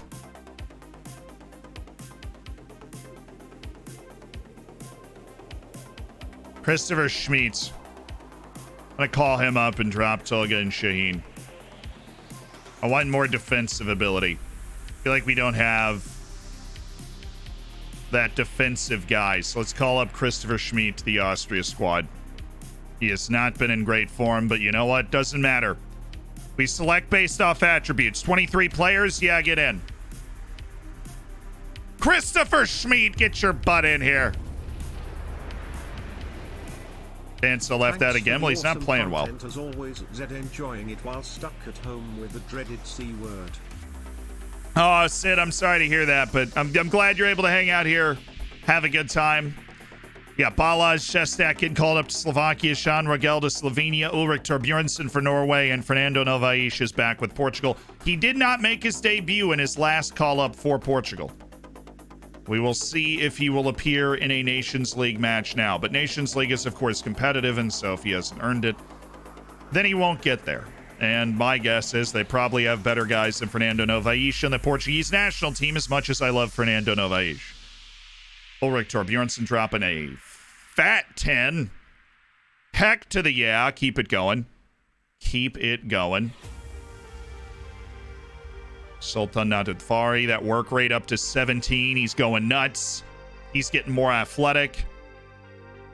Shut the front door. Shut the front door. Do do do do do. But said, I do hope you feel better soon. Oh, Sander, no, Sander. Zander Hinneman. I think I'm working on ball control with him. Can't even remember what we put him on. Passing, right? Okay. Well, he does have the technique to be a good passer, but he needs work. But I project him as being a long-term player for us, Zander Hinneman. So passing is the right thing to put him on with long-term passing. As a Welshman, I'm curious why you have a Welsh flag emoji. Enlighten me. So anytime somebody asks very open-endedly where they should manage, we have created a running joke. It's not actually a joke, to scream Wales and recommend Wales, and then at the end be like, but not the New Saints, right? Because you don't want to manage the New Saints, but any other team in Wales, because we had a conversation, and this was probably 2 years ago now on stream, where we were talking about where people have had fun, where they've where you've managed and had fun was basically the entire conversation. And everybody that had managed in Wales had a good time. Cuba to Bolivia, Richardson's the Aussie U23s, Garcon and Zapata are with Colombia, and Nira still playing for Peru. He's got that loan to Serie A. How's it doing? Well, as long as he's still playing for Peru and playing in Serie A, he should be worth a lot of money. It was a while ago, but we actually lost to Rapid Vienna. Yeah, I remember that one. I remember that one. It was the last match of the season last year, and they knocked us out of the Champions League places on the last day of the year. We had a chance to win the league if we won that match. We needed Salzburg to drop points. They didn't, and we lost 3-2, and they cheesed it. So you know what? I'm going to take great pleasure in blowing them off the mark today, because they seem to have started the season poorly. They're struggling with the expectations created by being in the Champions League for the first time in a while. And I think, especially considering Urgent Kara is actually hurt, I think we're going to be able to absolutely flatten them. That's a Julian Brandt sighting in my scouting report. Yeah, I see him on the loan list. I do see that. Apparently a wall of players getting put on the loan list is what we're about to be greeted with. I'll put him on our loan short list, and Fujimoto. Oh, that fullback that we actually liked.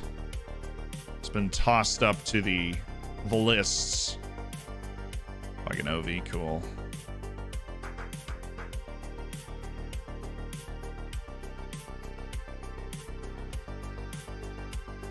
Yeah, I guess the AI just has certain dates for when they want to do things. And in this last month, there was a massive loan listing. I guess it was like right after the window. Yeah, because this is the first report we've gotten since the transfer window closed. It's like, oh, well, right after the window, these guys that, I don't know, didn't make registration or something, they're not going to play. I have no idea. Holger Coach. Yeah, I already know about him. I appreciate it. Now we're into the scout recommendations. Exelum found Bojir Merdeja from Hajduk. Papa Tamba. Lucas Pala. We are finally past just signing guys because they are fast. Long may that continue. We found Milo Jovic. Andre Maleshki. Now that is a find right there. He might be really, really good. Valenzuela should stay on my loan list. He's still a good player. And Ismaili should stay on my loan list. And Andreas Paulsen. We continue scouting. Echevarria. Yeah, well, you found him again. We know he's over there. We know he's over there in Croatia. He's not that far away. And we almost signed him. We had a contract agreed in principle, but we turned it down. We didn't feel like 10 million was a good deal for Isais Echevarria. What are your thoughts on Brendan Aronson to Leeds? What's he like as a player? I like Pulisic. He is a very capable dribbler. He's a high work rate player. He puts pressures on. He's a direct player. He puts pressure on teams. He is also like Pulisic in that he is slight, but he is not somebody, he's out of what you can see is like this, what I'll call like the typical American lineage for wingers. It's the hard charging, long running, they're not full of fancy dribble moves, right? But when they're full of good ball control and turns and good quick changes of pace, he is right out of the American lineage of wingers that has developed over the last 5-6 years. And so in that sense, you kind of know what you're getting. Right? He's a very similar player. Said so basically bad. Oh, interesting take there. I am so glad we get to play England in the World Cup. So happy. It's going to be really fun. So Pulisic's issue is not his strength. Pulisic's issues is his hamstring muscles, right? And Aronson has not shown a similar tendency to injure his hamstrings.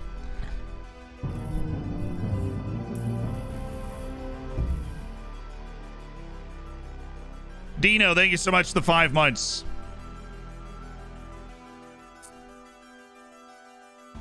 Can Aronson at least finish? I mean, Pulisic can finish too. He just shanked that really, he shanked that really obvious chance. That happens to everyone. Hasn't been Pulisic's best goal-scoring season. He's probably going to move to Juventus, and okay. That's what happens to players at those clubs. They usually swap around eventually. But he also won a Champions League with them, and it was a significant contributing factor to that Champions League. So as an American, where that has never really happened before, I don't think you realize how just fantastic that is, like, for us, right? To have a guy that's even there. Like, I don't... Like, he's not a superstar on the team. He still plays all the time. He's still a very relevant part of the team. And I'm like, for me, that is awesome.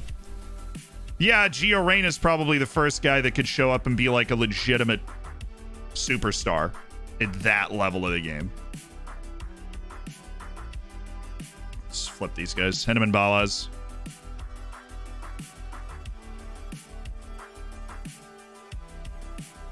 But I am comfortable with who Pulisic is and where he is as a U.S. fan.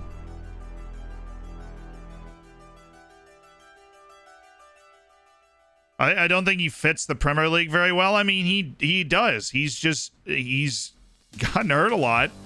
And I think if he was on, like, Aston Villa, right, he would still get selected for every game. But because he's on one of the 20 biggest clubs in the world, when you get hurt a lot, it's just really hard to get consistent runs in the first team. Right? And so he doesn't. And he'll just pop up and score a 90th minute goal in, like, what, 3 weeks ago? and make great plays. But if he gets that long run and stays fit for a long time, you know what he's capable of. He was the best player on Chelsea for like 6 months. Any idea on where you're going when you head to the UK? Not yet. I think I'm gonna hang out with the Away Days. I'm gonna hang out with Tifo Football, and we're just gonna kind of go from there. I'm still building in like what I want to do when I go there, and that's gonna determine where I go. Obviously, is like what I'm doing. Is everybody fit? I mean, we did do like a day of rest. Not Advari's not fit. He's never fit. Not Advari's only issue is his natural fitness, which means we basically just need another left back on the team at all times. It's going to be able to play at a first team level. Unfortunately for us, Igor Shodin qualifies for that. Let's try Axel Perez. I want to try him on this left side with Owen Vanderhorst. Kim Yun-Q's been good for us too, but I want to try him on that side. Then a Liu for Paulo Cesar is probably going to happen in this game. Let's check our subs. Not our subs, but our these lads. Igor Sudin there. Yeah, I mean, swap him out. And oh, no. That's not what I meant to do. Swap that. Yes. D right there, D left, right there. And now we're good. Okay. Hey! Oh. League match, Rapid Vienna at home, and this is very important for revenge after they knocked us out of the Champions League in the they finished above us in the league last season. I am gonna fire the boys up for this match today. Oberschmied, you got to get up for this too, dude. I want to play with positivity. The stands are packed for this one. Huge away section for them, and we've it's thicker than usual in the Ernst Hapoel Stadion for Florence Dorfer and Rapid Vienna.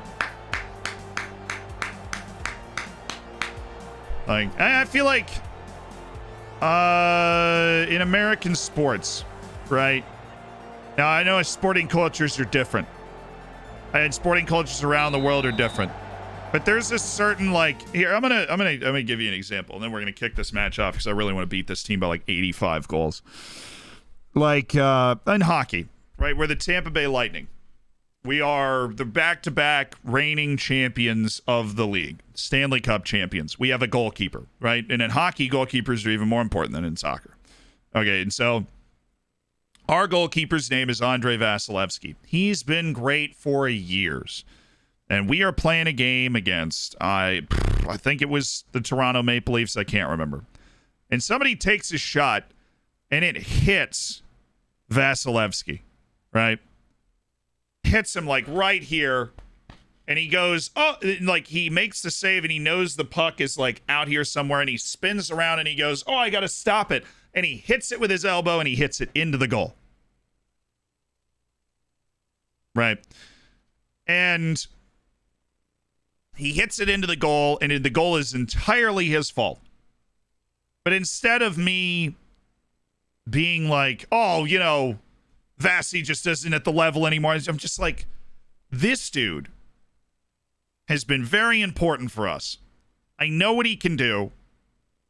Like, and we, you know, and like, we didn't boo him.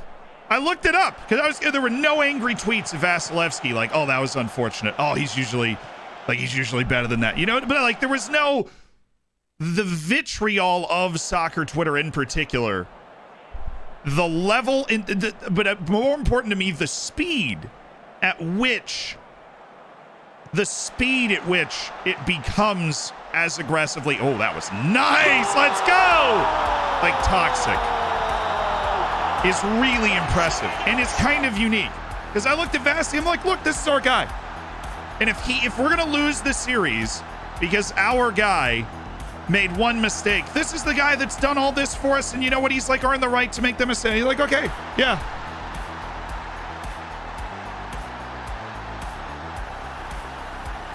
I'm just like, you know what? It's okay. Because I'm like, it's Vasi, right? Like we won with this guy, and I look at, you know, I don't have a club in the Premier League, which drives a lot of people on Twitter crazy because they can't chirp me back. I can chirp them, and I get that, right? But I get to watch in a kind of unbiased way. And I'm like, I get the feeling Chelsea oh my goodness. I get the feeling Chelsea fans think their team's a lot worse than it is. Right? I get the feeling that Chelsea fans like forget how good their team is, right? I mean, Arsenal, Tottenham, Manchester United, Leicester, who was in that conversation for a while, would give an arm and a leg to have a team that was capable of doing what Chelsea's doing, right? And just because you can't keep up with generational teams in City and Liverpool, right? And your whole team at Chelsea, like your whole attacking setup at your like is all under the age of 23. Right? Like they're in a really good spot. And this isn't FM, this is real life. So when you're 23, you still have really serious room to grow. Midfielders, according to the analytics, peak at 27, right? And attackers will peak at like 26, 25. So none of them are at their best yet. And those are from, old seasons, and people are able to play longer than ever now. I don't know. You feel like Chelsea fans don't realize how good their team is when you're watching. Like, you are a clear third in the Prem. I know you're kind of floating in no man's land because you're ahead of the race for the Champions League. Nearly slipped back to it at the end of the season with complacency. And, Real Madrid had to pull out some ridiculous Real Madrid magic, right, to knock Chelsea out of the Champions League, which you won last year, right? I think they're less patient. Yeah, I think that's key. And some people brought up, like, NFL. There are particular instances like kickers. But then again, if the kicker's been on your team for a while and won you games, you're not as hard on him. I think the issue in the NFL is turnover of kickers is really high, so your team will usually have a kicker for like 1 or 2 seasons. So they will only take like 40 kicks for that. Oh, wow! I don't know how that went in. Sander freaking hit him in, baby! Let's go! And NBA Twitter is, I would say, the closest to soccer Twitter overall in the U.S. would be NBA Twitter. Like basketball. Can get pretty nasty. But there is more patience in the U.S., which is not something that you hear a lot in most U.S. sports. Like, I'll say this, managers get fired pretty quickly in soccer all the time. I know of one coach in all the 4 major sports that was fired within a year of being hired. And it was on my team, the Lightning. We hired Barry Melrose for 12 games and fired him when I was a kid. I'm sure somebody's going to be able to remember of another example, but not a caretaker or acting head coach, but a legitimate coach that was fired for on-field performance, not some, controversy. Urban Meyer, that's the thing. Urban Meyer was fired after a year. After a year. I knew somebody was going to say Urban Meyer. He had a whole year. He was awful.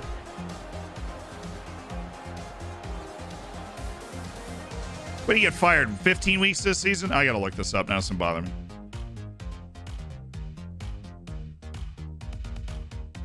I thought he got 1 full season and they jacked him. Okay. Jaguars head coach down here. He was hired in January. And... oh, well, okay. So he was he was caught doing the Wayne Rooney thing and, like, cheating on his wife, right? Which contributed to his firing, and he was hired in January and fired in December. So, like, that's still basically a year, right? And there was, like, it wasn't just on-field performance, it was also controversy, right? It was both.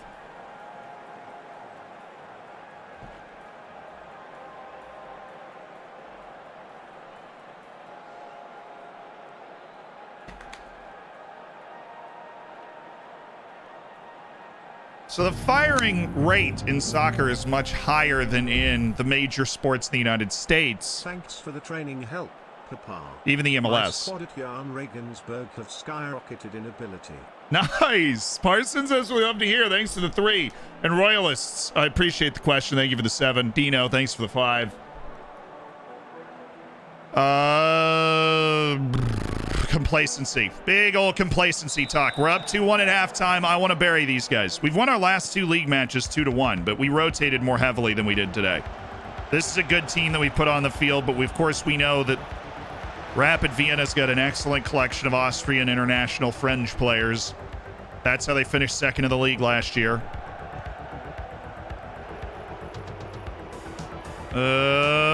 Okay. Good. Follow that run. Follow the run, Axel. Just aloof stuff there at the right back position from Volkvist. I don't know why he's just left him. Aliu. Oh, it's a good ball. A lower league German club fired their coach because he didn't win the league with more dominance. Now that's just fun. Ooh, Axel. Looking dangerous. Looking threatening. Axel Perez. Sjöden. It's all right. We got him hemmed in right now. Will you get out on the wing, Volkvist? He's off. Yep, there it is.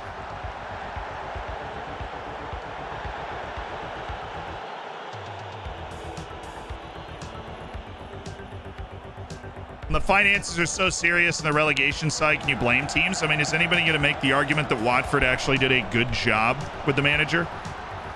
Like, with their managerial post?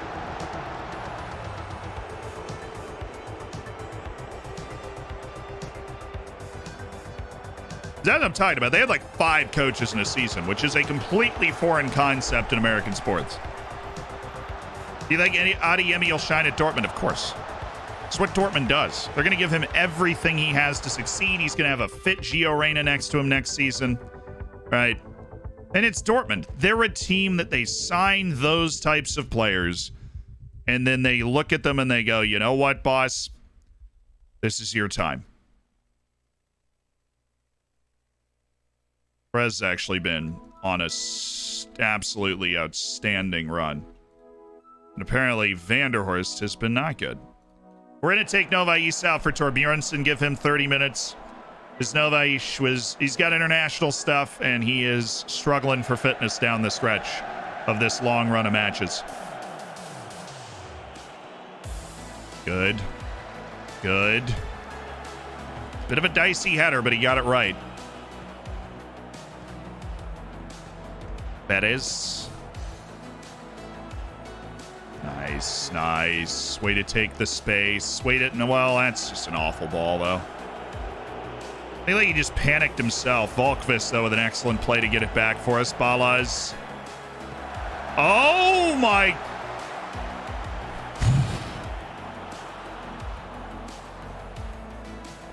Oh, I forgot we're playing against Nazareno. He's at a 6.2. I mean, that's why he's not in our team yet.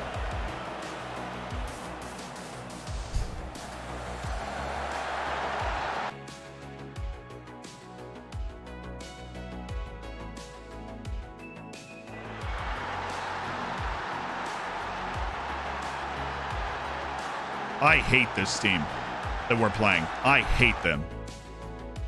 I really hate them.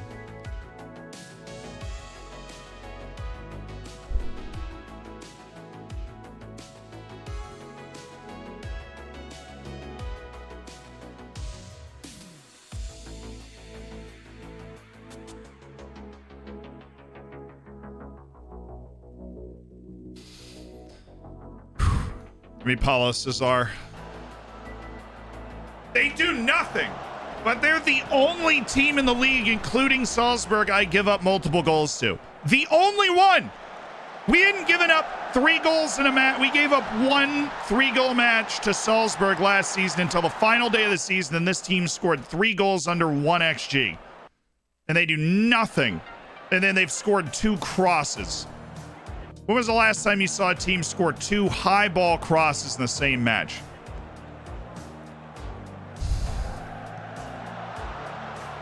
And we're just leaning on them the whole game.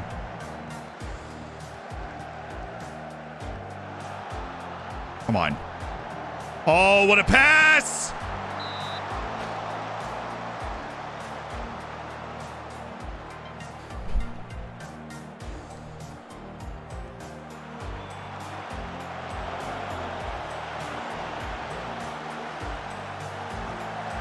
Oh, let's go! He's on! Yes! That's what I'm freaking talking about!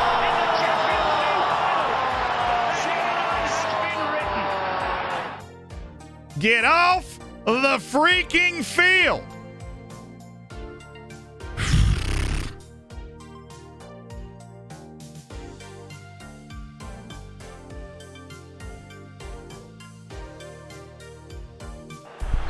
Thank you!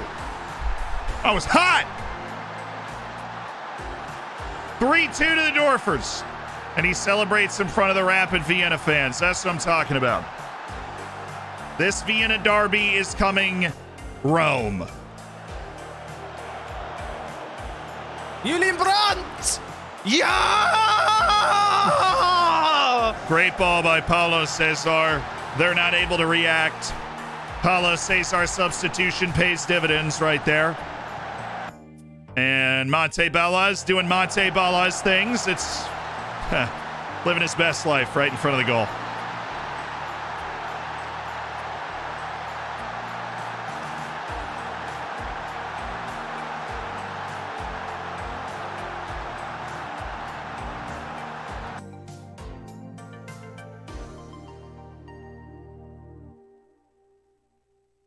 Oh, I already... Right, okay.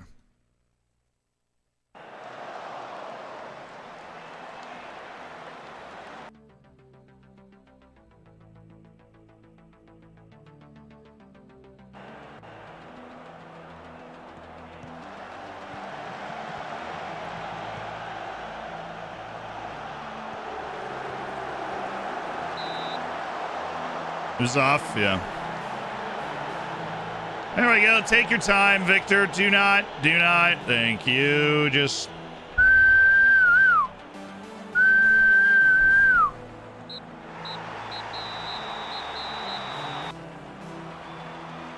Yes! Revenge! We have avenged our defeat. Wooden Potato, thank you so much for the tier 1. Huge.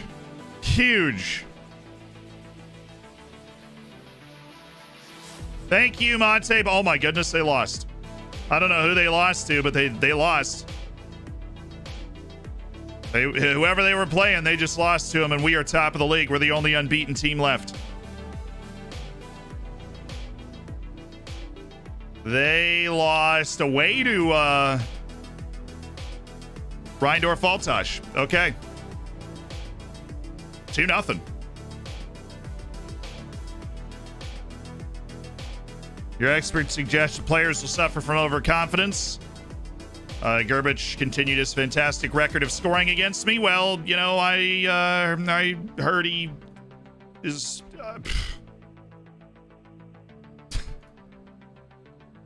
But he doesn't even walk old ladies across the street. That's what I heard about him. So, don't you come to me telling me how, you know, star-spangled awesome this guy is. All right, I don't want to hear it.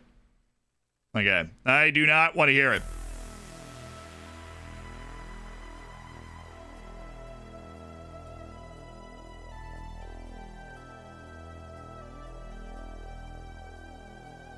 My ground defense, I want disengaged, please. Give me a little match review as well. All right, now we go to the Nations League with Austria. We got 2 home matches that I am fully expecting to win against Slovenia and Israel. Because we want to get back to Nations League A. Oh my goodness. I was right that the place was... yes, refund the lookup. Sorry, I was right that the place was packed. It was 35,000 at a Dorfers match. We made $900,000 from the gates. Yo! Said, how is your game so fast to process? Because Cyberpower sent us a supercomputer. That's how. There's actually going to be a thing that goes up on the site soon with my exact build if you want to get it for yourself.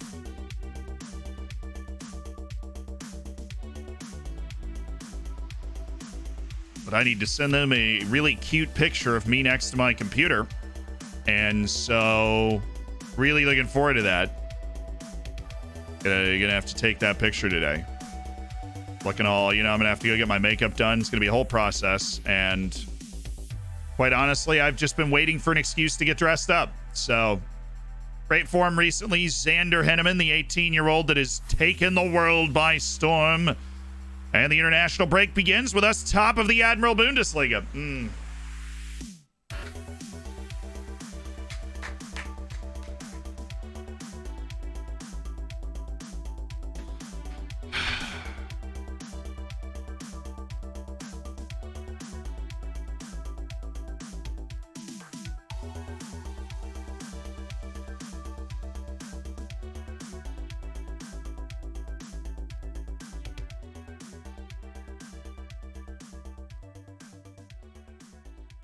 He's not leaving right now. The deal goes through on March 1st, so he is going to be on the team for a while. But what a player. He was goalkeeper of the year. We desperately needed a goalkeeper. We signed him for $675,000. He allowed 21 goals in 31 matches, broke the shutout record for a season for Floridsdorfer.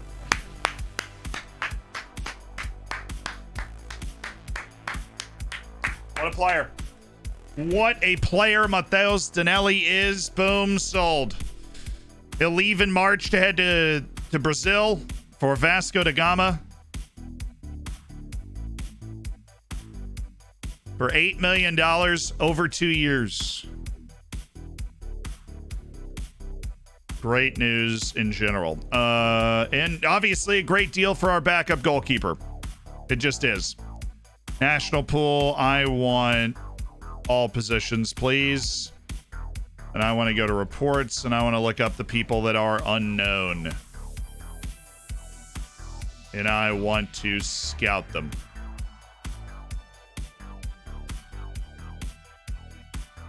Thank you. Thank you very much. Julian Knopp. I still like Julian. Sugawara. Thought I was already scouting Sugawara. I don't know. I might be. Our quest for Nations League A it's been foiled, honestly. We drew Poland at home, which is not a nice feeling. If we'd won that match, we would have felt amazing going into these next two matches, but we need to get our world ranking into the top 16 for the World Cup in 2 years. And to do that, we need to get into Nations League A.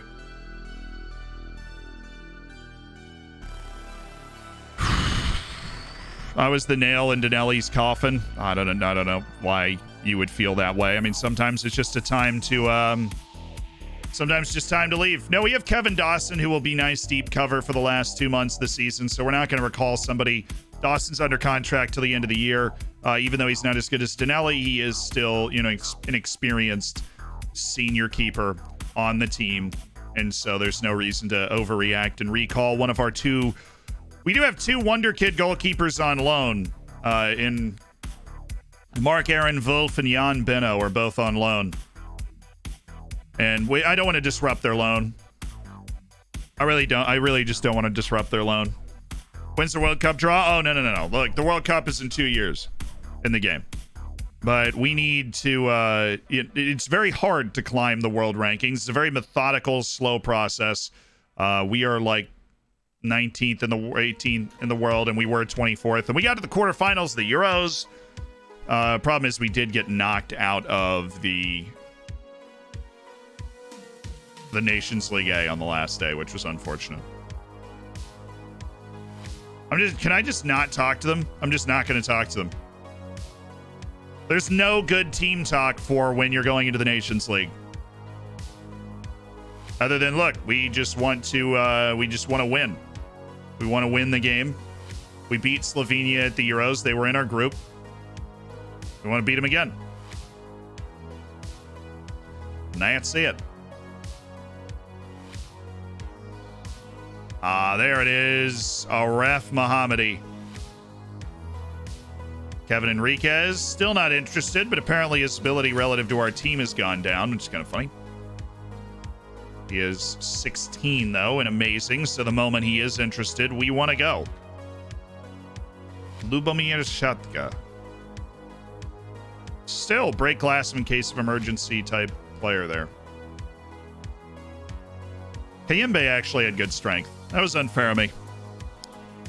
You show your tactics? Yeah, we'll have it up in a second. We'll have our Austria tactics up in a second. Oh, look at Portugal and Czechia. Portugal was up 4-0. And then Czechia scored 3 goals. Czechia scored 2 goals. Portugal went up 5-2. Then Czechia made it 5-4. They were trying to make them nervous. In Lisbon, Norway beat Wales 3-1. France beat Serbia 3-0. They look destined for another Nations League knockout. Spain beat Bulgaria 2-1. They had to come from behind. Bulgaria had the lead.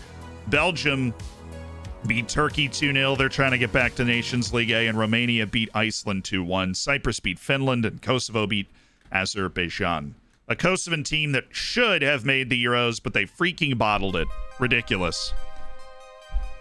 Oh, contact center girl with the gift. It's coming in hot. Coming in hot. Frontier. Red blue site. Vanikine. Farney. Pim. Timbo. Mata. Yak. Hulo. Cabrita. And Daniel Ross. Welcome to the Hammers. Enjoy the bacon. Enjoy the emotes. Make sure you get in the subsection of the Discord. And boom! Contact center girl with 53 career gifted subs. That's pretty, it's pretty significant there. Pretty significant.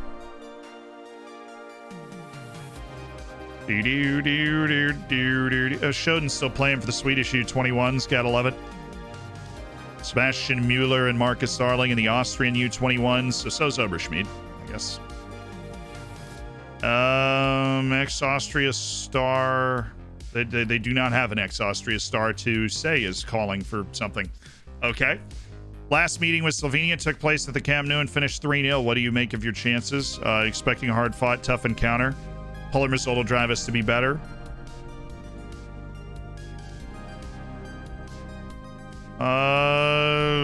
Kevin Donso, if he impresses me, there's a place in the team for him. He's not played well for his club recently. Well, you guys would know that, right? You do your research. Kevin Donso's not played well for his club. So he's not, why he wasn't called up. That's it.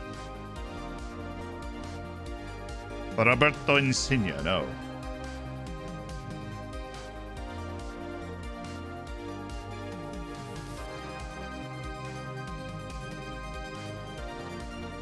Carlos Hara, I guess, keep an eye on him. Faisal Al-Saad, that potential's starting to melt away. You always have a feeling that that's going to happen on those types of guys. Like available end of contract, they're just sitting out there. Whoa, Netherlands and Germany. Hello. Look at this group.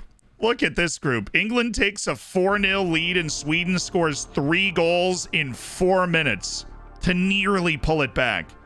Germany takes the lead. Netherlands equalizes. Germany scores 2 more with Yusufa Moukoko. Then Bawadu and El Aguiyi score inside 2 minutes. What is it? Gotta love the Nations League. Hungary and Slovakia 1-1. Denmark beat Ukraine 4-0. Denmark looks like they're going back up to A. Albania beat Montenegro 3-1. Lithuania beat the Faroe Islands 3-2. That is Lithuania, what are you doing? Liechtenstein beat Kazakhstan 2-0, and Kazakhstan might just be the worst team with a Champions League group stage or with a European group stage level club you've ever seen. Astana can make that European group stage, and yet the country itself, a travesty. Transfer agreed for Danelli. They must have given him a lot of money. Amadou Zadi, I'm going to praise you. Good. That wasn't 100% guaranteed to be a good thing, but we're just going to try and raise Amadou Zadi's spirits. Madramudu, what are you doing, boss? Soren Brosh, congratulations. And Yildiz, you win again. Congratulations. This guy's on Austin FC. Guess that's why he's a good deal. He is not that expensive. We're going full first team against Slovenia. We'll rotate for Israel at home. We really handled them in Israel last time we had to play them. Second child, It's getting crowded in here. Ian Jurgen, Ian Reese. See, wasn't the VOD channel meant to catch up over the weekend? Yes, it is meant to catch up over the weekend. We missed the Sunday morning release, if I remember correctly. We missed the Sunday morning release, so we didn't get it quite caught up. Oh, that was the senior team update. I want to see that.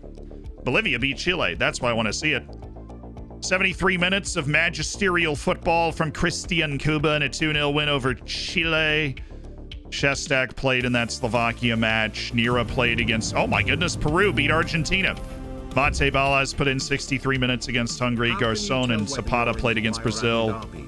People in Dubai don't like the Flintstones, but those in Abu Dhabi do. Smudge, I want to say I love that one.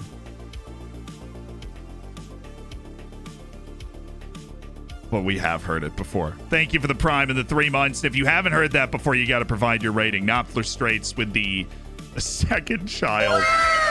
Getting crowded in here. Look at this World Cup qualifying. Look at Bolivia. Bolivia's a point out of the World Cup right now. What is Paraguay doing?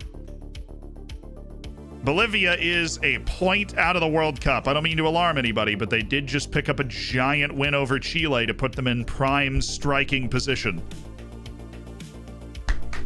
Let's go, Bolivia! I want to see Christian Cuba get Bolivia to a World Cup. It would be just their second ever appearance if they actually managed to make it. Dibeshong. Not a target, but somebody we want to keep an eye on. And of course, Pavel Ilko is there. Potential is apparently up in the air, but he is somebody now that we're just gonna keep an eye on throughout the process. I think we're wrapping up a lot of our reports here. Duarte. Miller Candelo. Lionel Sepulveda. Finally moved to Europe. I think that dude was in Colombia for a long time. And the reason we kept him on the short list is because he was like another, well, if I need a cheap center back that's actually going to do a job for me, this is a guy I can go get, right?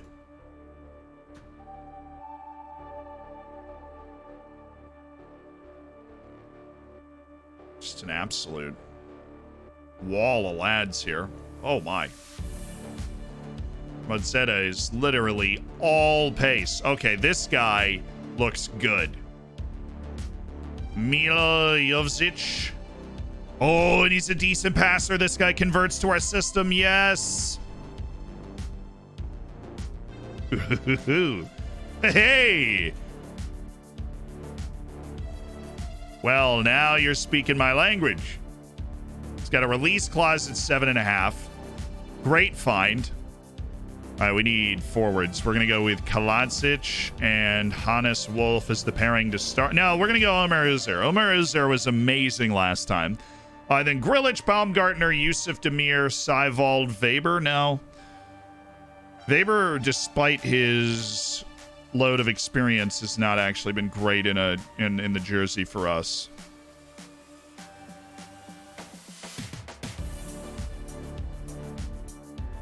And Elias Havel up as well. But that's our starting lineup. But this is our tactic for that dude that was asking.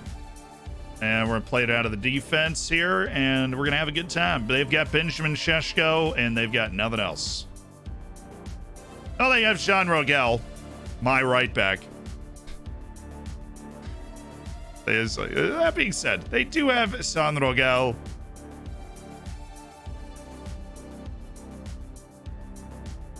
My player. Totally didn't mean that. Did not mean to offend. We kind of meant it. Okay. Nations League against Slovenia.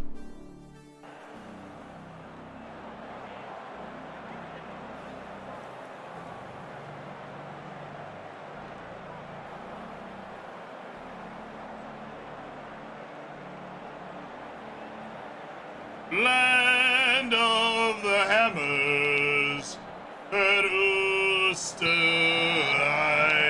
Yeah, come on, baby, come on, here we go. Here we go.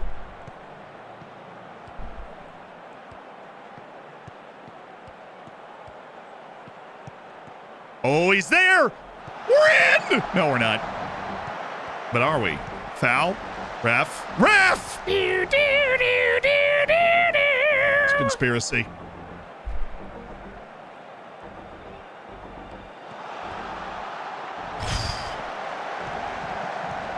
We have 4 points, and so does Poland.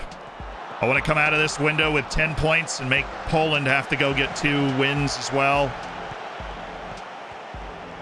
I have away to Slovenia and away to Poland in our final window, so I really don't want to put too much pressure on us there. So apparently some Florida Panther players were...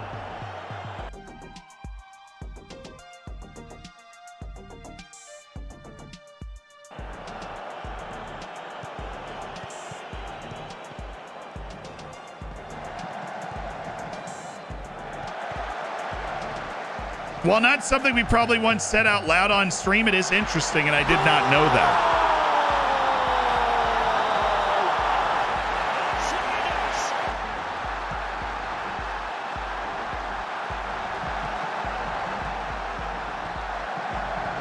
I'll take it. I'll take complacency from the opposition, just like I'll take it from Slovenia.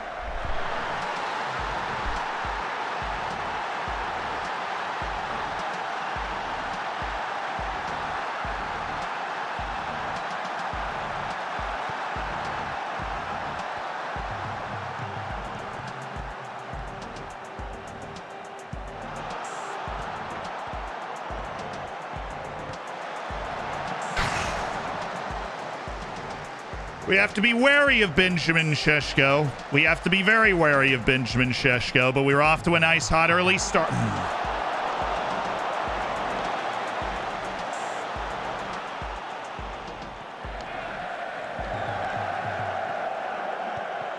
Oh, Yusuf, that was really good.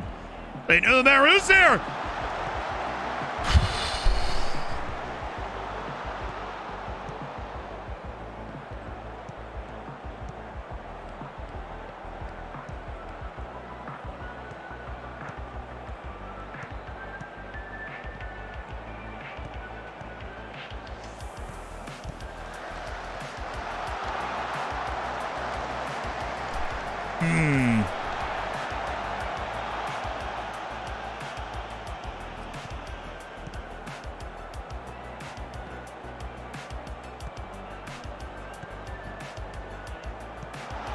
Nice.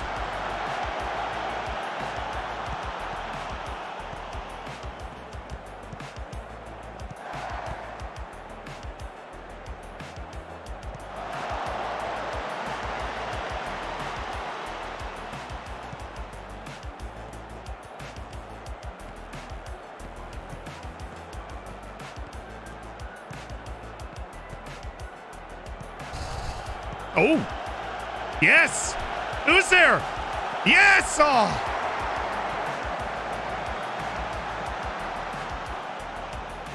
Omer is not wearing his finishing boots today. Yusuf Demir picked up a knock as well.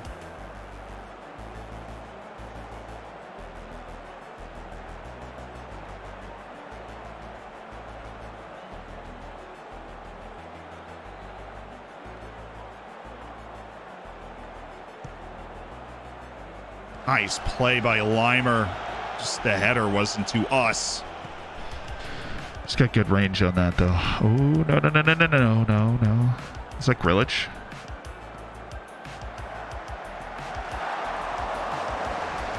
Offengruber, you are too tall to be losing that.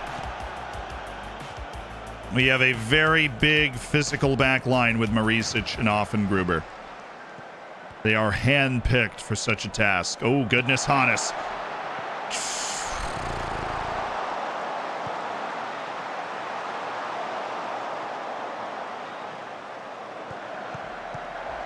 Israel's beating Poland. Oh, let's go. Let's go.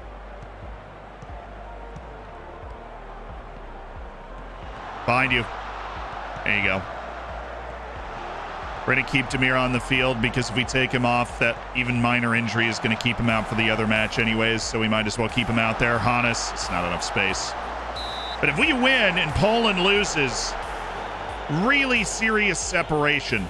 I mean, if we just beat everybody, you know, we get 12. Oh, good in. 12 points from Israel and Slovenia goes a very long way.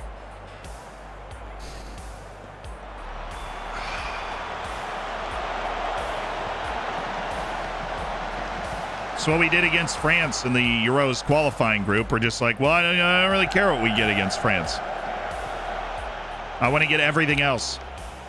Oh, Christian Turden's playing for Slovenia as well. We have two Slovenian national team players out there that are Dorfers at heart.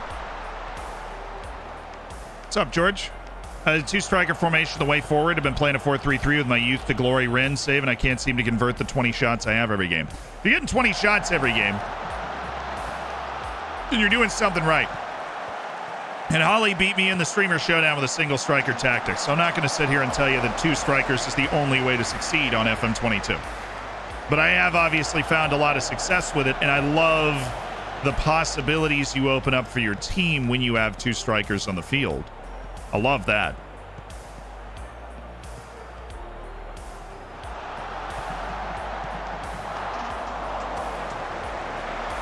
Oh, he is the danger man. He is the danger man. Who is it? Oh, Demir finally blew a tire. All right, let's go with Peter Schuler.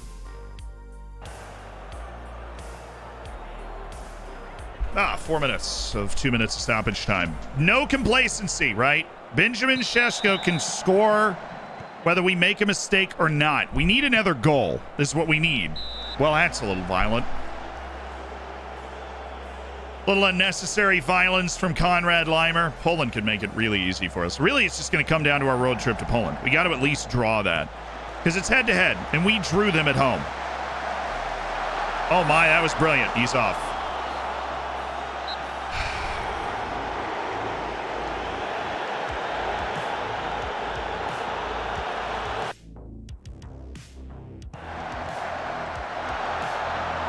That close.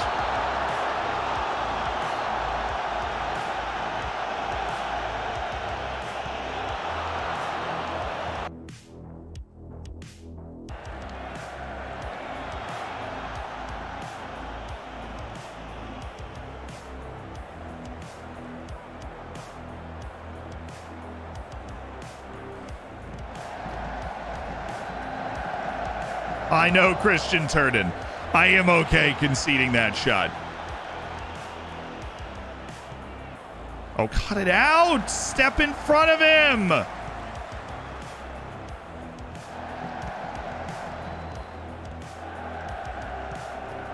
Nice, Baumgartner.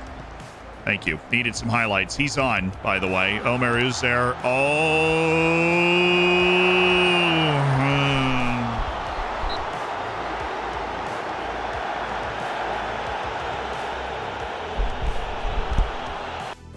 Pretty clear, pretty obvious. Survey ratings. We've got Friedel's on a 6.3. So Weber, how about you go pick up the slack that Marco Friedel is leaving in his wake at the left back position? Thank you very much. We just gutting this out now. We're just gutting this out. It's still 1-0 Israel. Oh, yes, Baumgartner.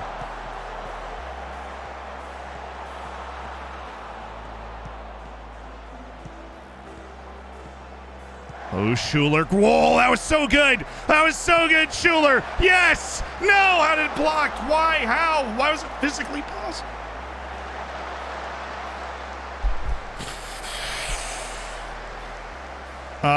Poland is equalized. Well, still, we'll take Israel taking points off him. Schuler, that play from Peter Schuler was outstanding. That turn he had, Demir-esque for sure. Wide, look wide. Look at Weber. Was he off? He's definitely off. Why are we living offside?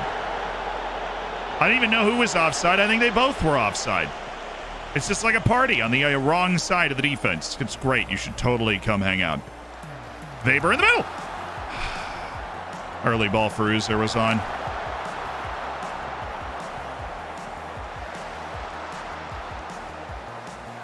Back. Nice. We're just playing a classy game. Striking crossfield balls like it's a walk in the park. Schuler wants it.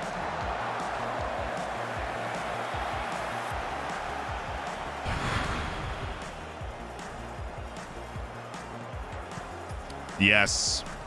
I'll do one more sub. I'll go with a guy that scores a lot of goals when we give him the opportunity. Elias Havel.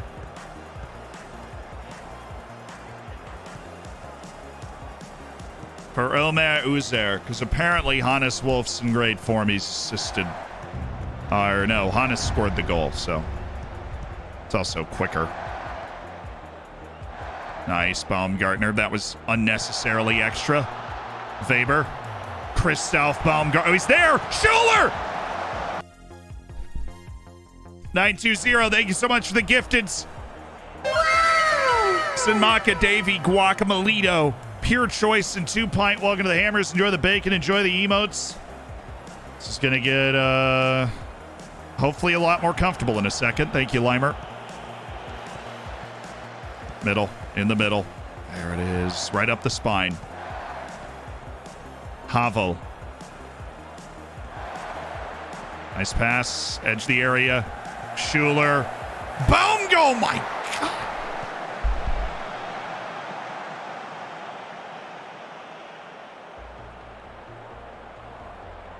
Fryer, thank you so much for the prime. Welcome to the Hammers.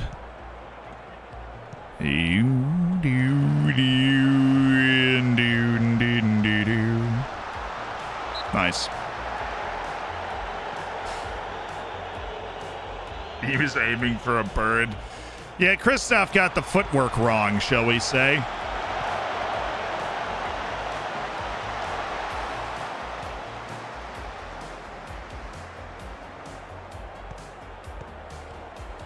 Good. That is what the freaking Dorfers should do. You get the ball and you use that line of midfielders who are born to pass and just give them the ball. This is really classy. Oh, Schuler. I don't hate him driving and shooting there. The run that he got from Elias Havel was not good. Let's make this a goal. Let's win this in style now. Nice. Back, back, back. He's too close to him. He needs to get to the corner of the box. Limer, that's a tough one to win, but we did win it. And Oblak's fumbled the ball. Maybe someday.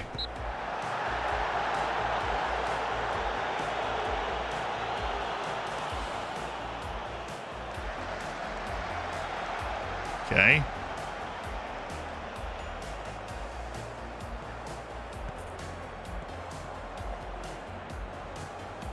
Oh, another former Dorfer, Nemanja Gavric, is there.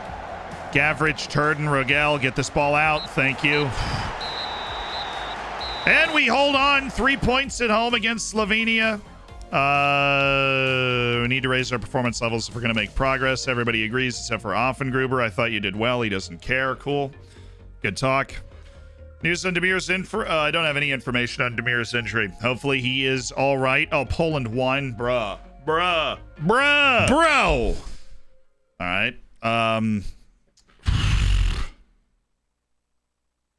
Beating Slovenia feels wrong. I hope they stay in C or in B. I don't. They're going to be battling with Israel to be able to stay in the Nations League B. We'll see. In a long time, let's go.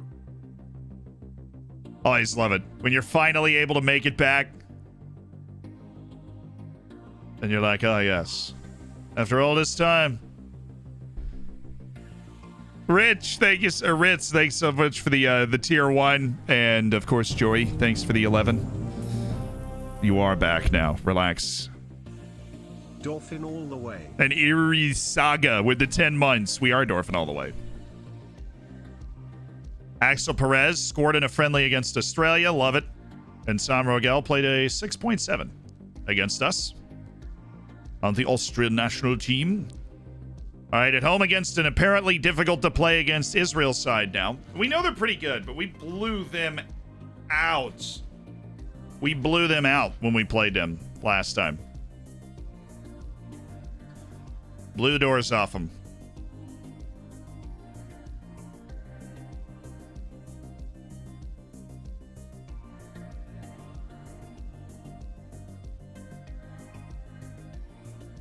Oh, Norway beat Serbia. But you look at that. They were down 2-0, and they came back and won 3-2 at home. Erling Haaland in the 91st minute. Wales. It's all about Wales. Get your Welsh flags out. Get your Welsh flags out. This is insane. This match is insane. Wales at the Principality Stadium in Cardiff have beaten France. And it started with a French goal early. And you're thinking, all right, France is just going to run away with this. But then the Welsh, right? And Kunku turns it over. Look at the Welsh. Matondo. Buckets. 1-1. And then, in the 92nd minute, it is 1-1. And here come the Welsh in Cardiff. Oh, it's Dan James. Oh, my word. It's Dan James for Wales. It's 2-1. But then in the 94th minute, here come the French. And Kunku. No, and it falls to Auer, and he scores. And it's 2-2. But we're not done. Little extra stoppage time on this one. It's the 97th minute. It's Dan James. It's Woodburn. Surely not. It's Matondo. And the Welsh have beaten France. What an unbelievable match. I need to see what that group looks like. Wales is like safe with that win over France. They're 6 points ahead of Serbia. Serbia's going down from Nations League A.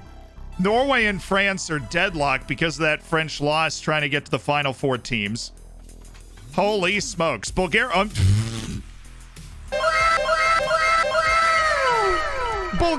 beat Portugal.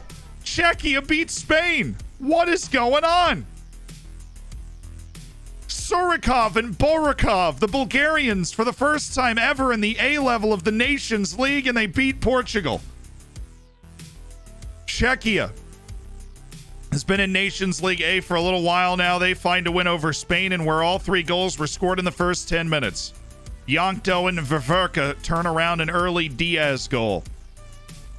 Belgium blew out Iceland 6-1 in Nations League B. Romania beat Turkey, so Turkey's sticking around there now. Budistanu with the goals. Finland beat Kosovo 4-1. Cyprus beat Azerbaijan 3-1. But absolute insanity going on in the Nations League. Three upsets, and then Norway beating a like-minded team in Serbia, I would say. Even Marquez, get a new report, and we'll keep you on the target list. Ramazan Gadjet, get a new report, keep him on the target list. And Davoud Mustafi, definitely just need a new report on Davoud Mustafi. We'll get that report back quickly, so we're not going to worry about his short list there. Austria are hot favorites. Seiwald rejects a walkover, and Max Rayfield just tore his abs while on loan, so he's out for 2 months. That stinks. Joda, thank you for the 2. We'll look at the groups once all the matches are in. We'll look at the groups. We got another wall of Nations League matches going off. England beat Germany. Sweden again is involved in all these crazy matches. England with the win over Germany. Sweden with the 2-2 against the Netherlands in a group that just never quits. And then Slovakia beating Ukraine 3-1. That's Mate Balas bagging a goal in the 48th minute. Hungary beats Denmark 4-1. A massive win for the Hungarians. And Denmark just left. They don't even know what to do there. Albania beat the Faroe Islands. They're trying to get back up to B. And Liechtenstein beat San Marino. Liechtenstein, this is not like... I realize this is not the main attraction here, but Liechtenstein has a real possibility, as long as Kazakhstan doesn't win its last 2 matches, of actually getting up to Nations League C, and that would be a huge achievement for them. Latvia is also the other team likely to get up to C. So fun for them. All the A groups are set. Spain right now is still in the driver's seat, but Bulgaria's monster win over Portugal might just keep them in Nations League A, which would be an incredible accomplishment. England's win over Germany creates some distance. They look good. Sweden, despite playing really well in the group of death, is in trouble. And then the final group is Italy, Scotland, Russia, Croatia. I think we're going to get a match from there. Next, Shoten got injured playing with the under-21s. Hey, the Austrian U21s have qualified for the U21 Euros. Great work.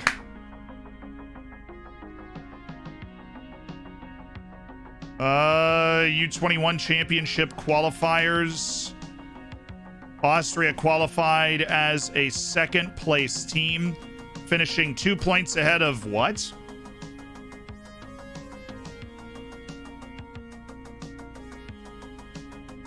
Belarus? Well, there's some good player on this team, and I'm going to find him. Okay, anyways, we finished 2 points ahead of Belarus, and we're the best second-place team behind Germany, so great work from the lads. They are going to the under-21 Euros. Bala is a pleasure to work with. Of course, he's going to bag goals for his country. He's a bag man. It's what he does. He bags goals. It is what he does. Sugawara definitely staying on the maybes. Just a really preferred fullback.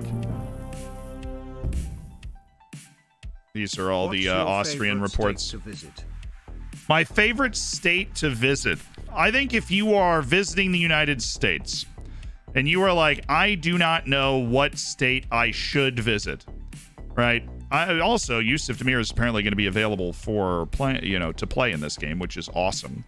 Vessel Demiku goes wide there. Grilic goes out for Xaver Schlager.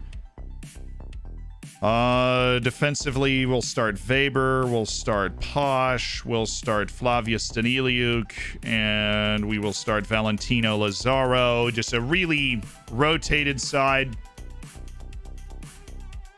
There's no reason to be really tired in the last 20 minutes. We have a really high-quality second 11 that we should use in these situations, and we're using them.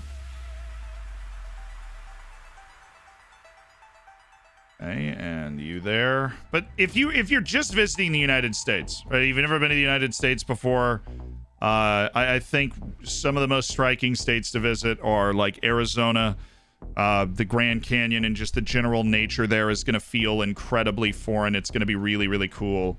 And you also get a really nice feel in like Colorado. I think Denver is a really, really cool place, but I would stay in Boulder. My brother lives out there. It's a very, very neat part of the world. Got family out there too. The Rockies in particular are incredibly, incredibly, incredibly cool. But if you're looking for like, what's the coolest state to go to? I am going to the U.S. I want to know where to go. I think Los Angeles is probably a little overrated. I think you only need like a day or two just to see the Hollywood sign, the Walk of Fame, be like, ooh, there's somebody famous, and then leave.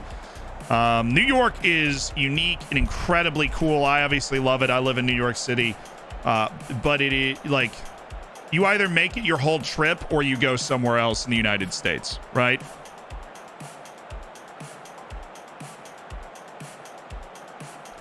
Going to LA and Hawaii for honeymoon in the summer will be fun. It'll be fun. I went surfing in Hawaii one time. I like it there. Be nice to the people that are native Hawaiian, please.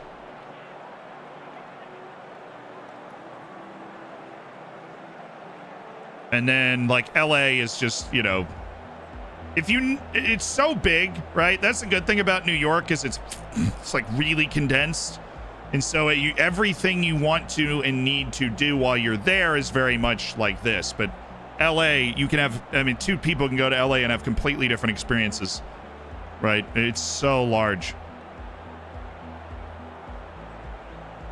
Okay, let's go win this match, because we need to get back into Nations League A. Poor favor. Here we go. Just came back from New York. 10/10ths would do again.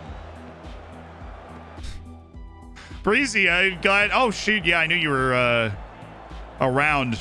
Just send me a little message, Breeze. Could have made fun of me in person for showdown stuff or whatever.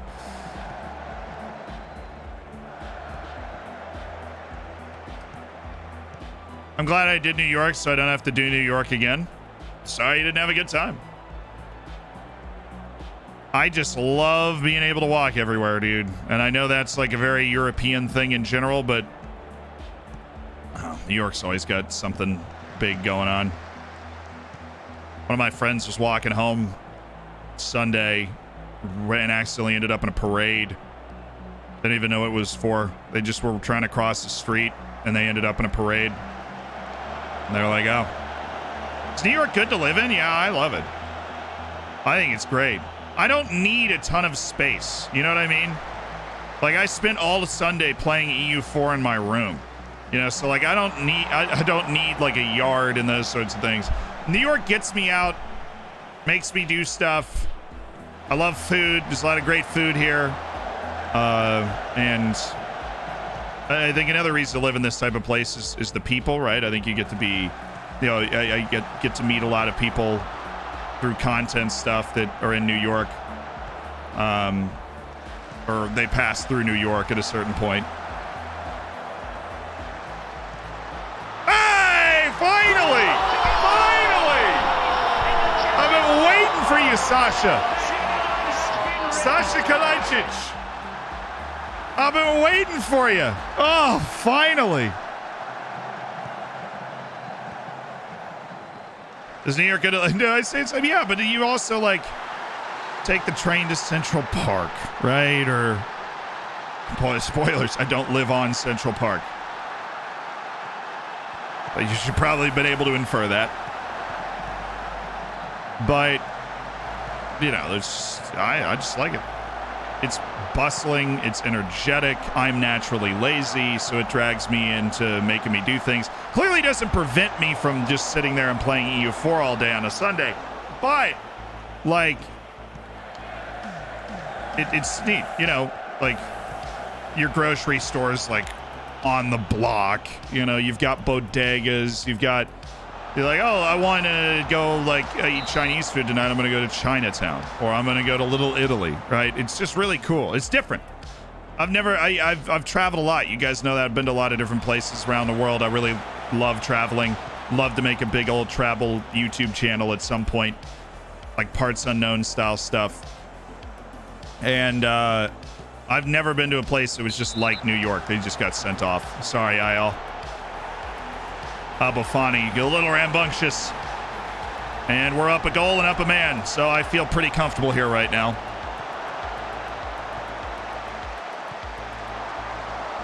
Why don't they call Little Italy Littly? Because they're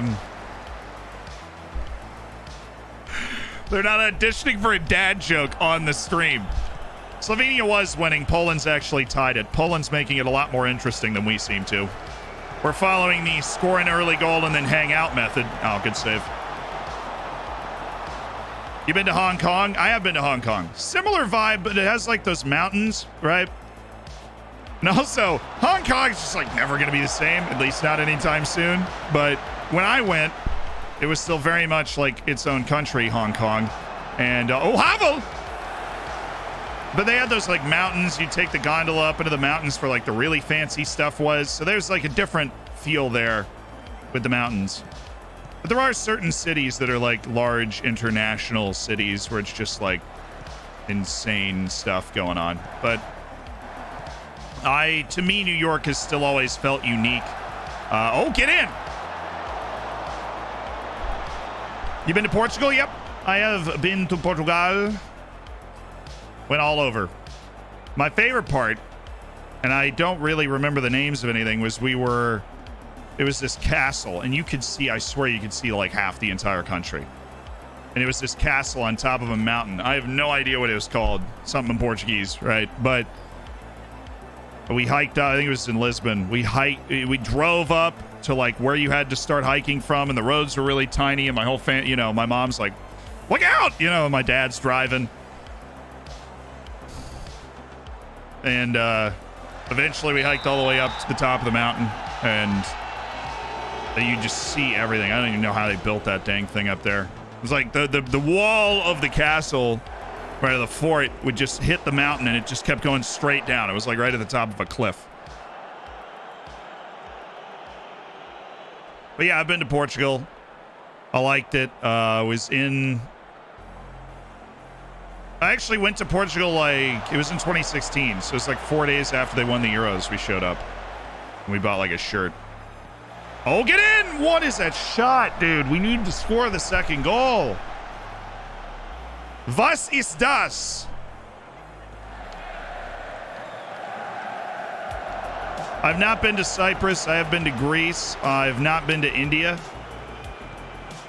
That's actually like a large omission for my family. Like, no, but my family is all a bunch of world, like, globetrotters. My grandparents been to like 100 countries. And they, like, had never been to India. They had a trip scheduled, and then it, like, got canceled because of something. It was back in, like, the 60s, some outbreak or something. And so the trip got canceled. But I've been to Greece. I've not been to Cyprus. Ooh, go! That's never going in. Give me Yusuf. I want to give Yusuf a long time to influence this game. And we'll just drop Weber's in a 6.4. Can I find a freaking left back that can play, please? Like, holy smokes, all right? I want a left back that can actually play. Friedel or Weber, one of you both play at big top 5 league clubs. One of you has got to be, well, I mean, Weber plays for Ajax. Same difference. One of you's got to be able to do this. Lazaro's doing it, and he stinks.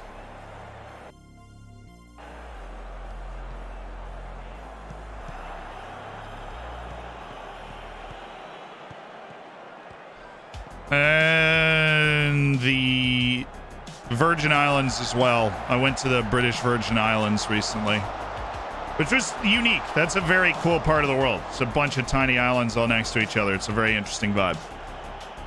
A lot of water, sharks, a lot of swimming. It's great.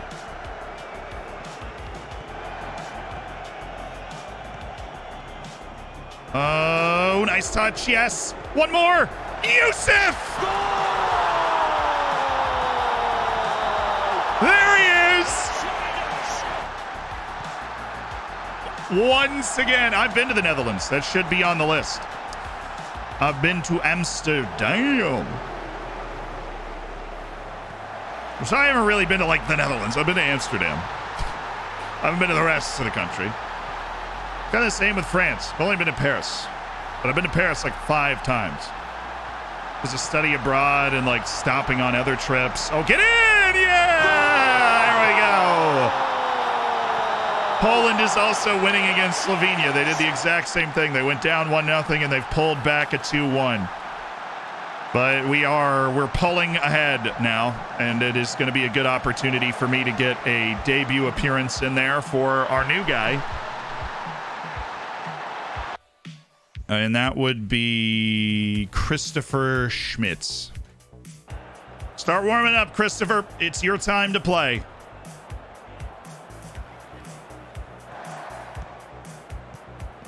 Ever been to Belgium? Yep. If they're not on that list, we should edit the command. I've been to Amsterdam. I've been to Belgium. Been to Liechtenstein. It's always a big, my wallet. I bought my wallet in Liechtenstein. Apparently they're good leather smiths or whatever. And so I bought we looked up like what they export from Liechtenstein, and they were like leather. I'm like, cool, I need a wallet. I've had it for like 10 years now. Where were you in Norway? Not just Oslo. We went up the coast. I swam in a fjord and I thought I was going to pass out. I was so freaking cold. I was screaming. But we've been to Norway. That was a family trip. We did all Scandinavia, Norway, Sweden, Denmark, Finland. It's really cool. But we went Bergen. It's called Bergen. It's a town. I ate whale. I don't know. Of course, I ate whale. I swam in a fjord. Saw an orca, I think. Oh, Friedel. God, smashed that. You been to Cape Verde? No, but I've been to the Canary Islands. I'm just like on the way, you know.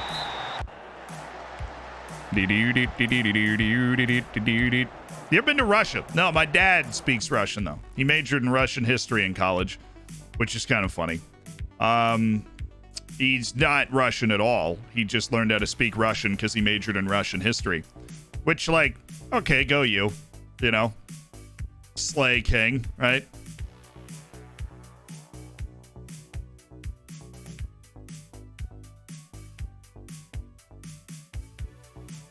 You ever visit Tivoli? Yeah. Yeah, I went to Tivoli. That was awesome. The theme park, I loved Tivoli.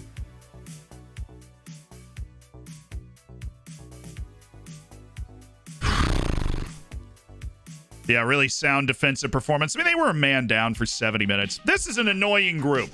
Why isn't Poland dropping any points? Okay. Drop some freaking points. All right, Austrian duty is over. We are back with the Dorfers, baby. We got the job done. That's what we needed from our Austrian team to get back to Nations League A. We needed that. We needed 6-point window, and unfortunately for us, they also got a 6-point window, so it will really come down to us playing away to Poland. And if we draw, because I think we drew them, what, 1-1? 1-1? Where's the schedule? Yeah, we drew them 1-1. If we draw 1-1 in Poland, then it goes down to goal difference. If we don't, then it goes down to... actually, UEFA's done away with away goals, so if we draw... then it comes down to goal difference. If we win, obviously, we're in the clear, and if we lose, then we're up against it. That's the sitch. All right, Emmanuel Agaboye. Absolutely not. Is there Asian qualifying going on, or is Kim just playing friendlies for Korea? Your dad's a Russian spy during the Cold War confirmed? Yeah, definitely. 100%. I think he graduated college in 1980. Checks out. Born in Chicago. To Scottish parents. Yes. Tracks. We remain 19th. But did we go up? Like in our points? I think we did. We are only 3 points behind Sweden for 18th. And we are 6 points behind the Netherlands. The problem is Morocco is like 25 points ahead of us. I don't know how we're going to manage to find them. So, that's what a Russian spy would want you to believe. Yep. Dad, the dad. We need a name for him. Dad bod is wrong because he doesn't act like a bot. The father. Sounds ominous. That's exactly what a Russian spy would want it to sound like. Interesting.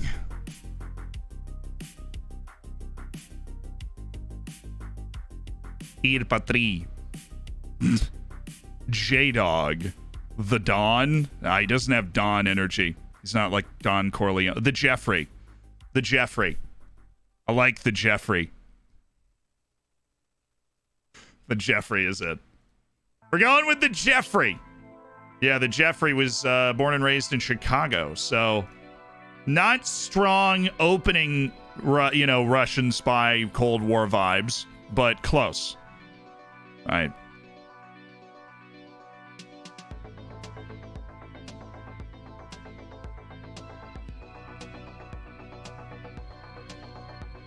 Should check out the he's looking to step aside. Wagenhofer could step down sooner rather than later. It's rumored he's looking to relinquish control of the club and now allow it. Really?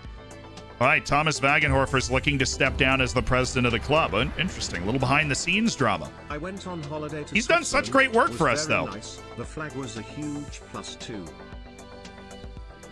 We've heard that one before, but if you haven't heard that Switzerland's flag is a big plus, let us know. Give Tobeast a rating. The Jeffrey? Yes, my father's name is Jeffrey.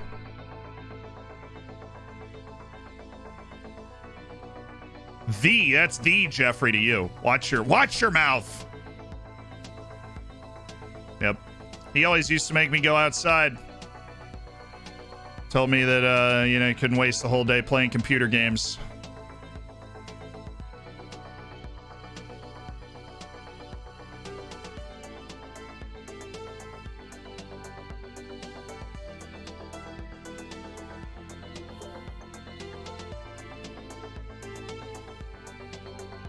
Watch me.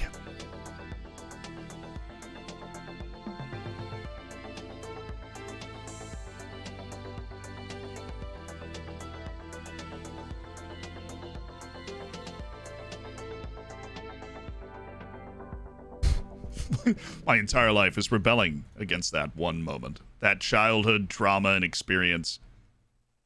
of him limiting my time playing video games. Pressuring me to go outside and do something. We are rebelling.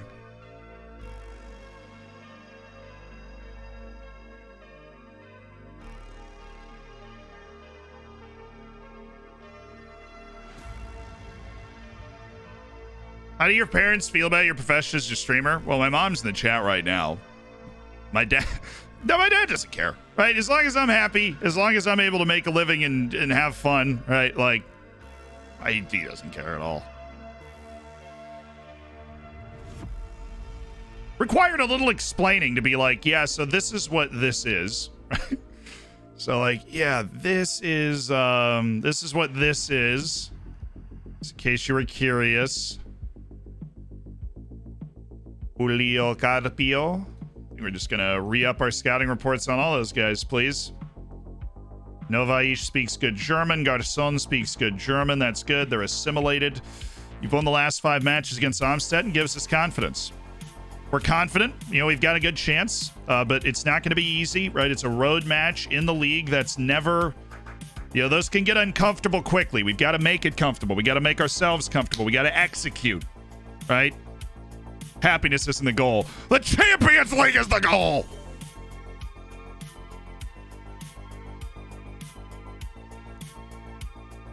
Your mom kind of explained it to him. Yeah, he knows what I do. I don't think, like, I think it's funny when he asks, like, how work is going. I don't think he knows what to ask, right? I'll just kind of be like, yeah, so how's work? And you just be like, oh, it's good. You know, busy day. And he'll just be like, oh, okay. Yeah, but I don't think he actually knows what is happening. Right? Nor does it matter. My dad's a real meat and potatoes kind of guy. Very straightforward. Doesn't even watch a lot of TV. Doesn't watch any TV shows. You know what he does watch? Sports. That's where my addiction to sports comes from. But he doesn't really have, like, leisure activities. You know what I mean? He just kind of, like, works, watches sports. So then I turn my leisure activity into my job. So now I also don't have time for leisure activities. It's really fun how that works. And vice managing in Austria started with Kopfenberger. Yeah, look, you got to get out of that second division as quickly as possible. Sell the farm, get all the loans in. Make your team as good as you can possibly make it, and go get yourself into the top flight. It is very difficult to get out of the second division. We did it in our first year, but we had a really amazing late run, and we had João Golavera bagging goals for us. Does the Jeffrey wish you luck for Streamer Showdown weekends? Yes.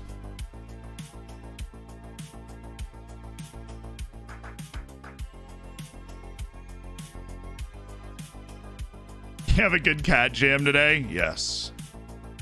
Thank you. Yeah, it's like the Are You Winning, Son? But the meme is me cat jamming. There we go. That's what we expected from Manuel Oberschmied. That's what we needed from Manuel Oberschmied. Now that he's getting playtime at a high level, this is what we need. We need him kicking on and really developing.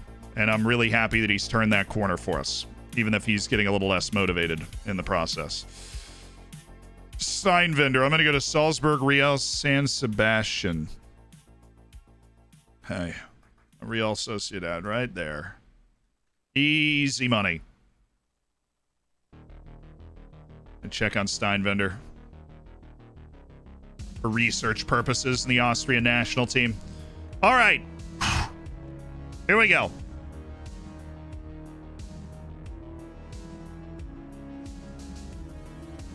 Ever been interested in sport fishing? No. I am a bad fisherman. I have caught fish. I have eaten said fish. I find that to be a fun thing to do. Tasty way to work for your dinner. But I am not a good fisherman. Certainly not a sport fisherman.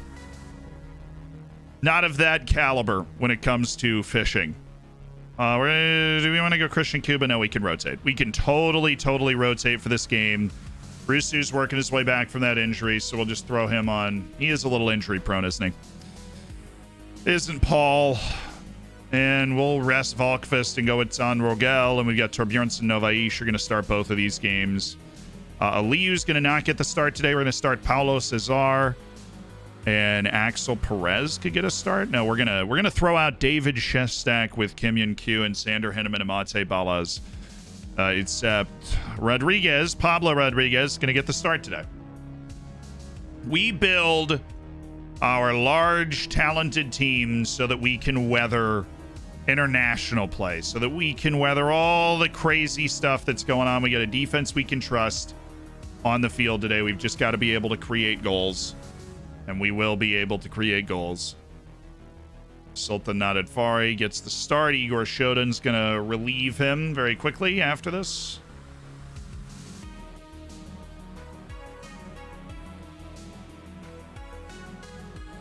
All right.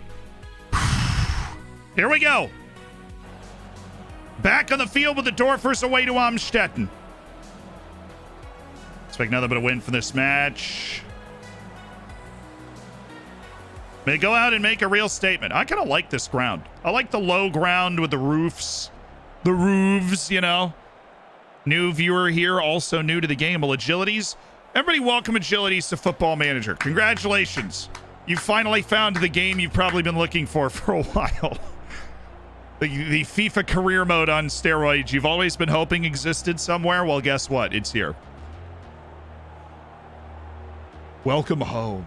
Exactly. Welcome home. Do you ever do opposition instructions before kickoff, or do you only tend to do them as you see how the game goes? I'll do them before kickoff if I see a particular formation that I know how my formation plays against. But there will never be like a cut and dry. You know, even if I do it before a kickoff, it's because I've played against that formation before with my formation and I know how to react to it. Then your first match of a save, only do the right two opposition instructions, right? Unless you have some more experience to kind of bring into how it's going to work, how it's going to play. Ibrahimoglu is actually pretty good. I've played against him before.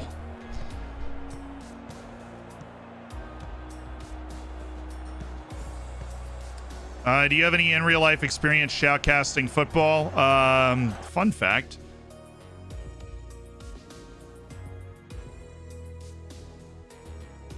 There's a couple ways I could do this, isn't there?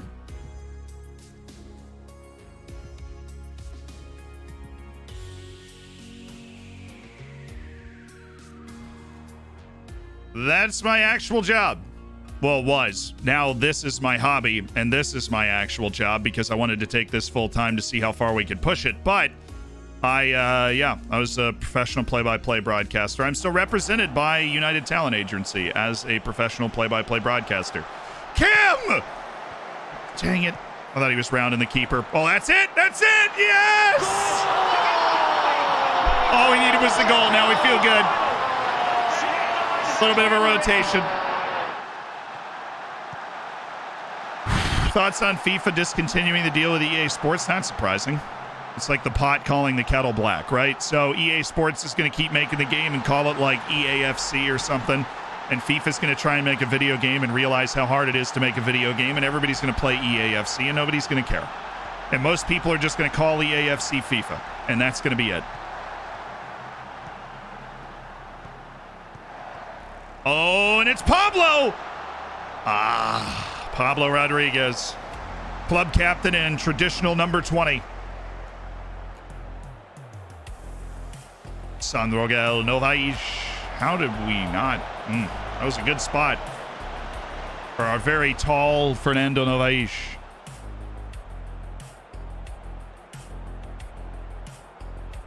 Streaming FM for a living while living in New York's hell of a vibe, I know. And we have like 85 employees too. Now, the New Zealand team is actually pretty cool. Right, we've got Ayal and Reese, who are the main stream editors. Then we've got Smug, who edits the TikToks, edits some of the lives, right? He's kind of like the switch hitter. He's all over the place. We've got Gadjet, who does a lot of the stream edits, does a few edits for the main channel as well. You got Elizak, who does all the thumbnails, right? And then you got Tom, who's the animator, right? Does all those fun animations that we add into the videos or that we'll bring into the streams sometimes. And all that stuff is super cool. And that whole group of people is amazing. And that's the group of people that allows us to do all the stuff that, you know, gets put off. as from the Zealand channel, right?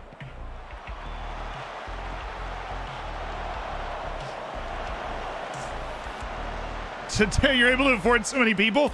I'm not lying when I tell you we reinvest all of the money that we make into people, right? Into people so that we can continue to do cooler things, right? We are the biggest Football Manager channel on YouTube, which means we should look and feel like we have the resources of the biggest Football Manager channel on YouTube, right? We just should. So we do.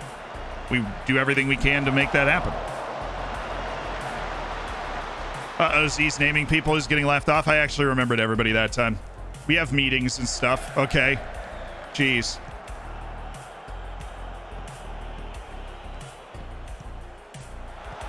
And that's just for the videos. Then when you come to the stream, you got a whole other group of people, the mods, right? Or the Discord that are handling everything.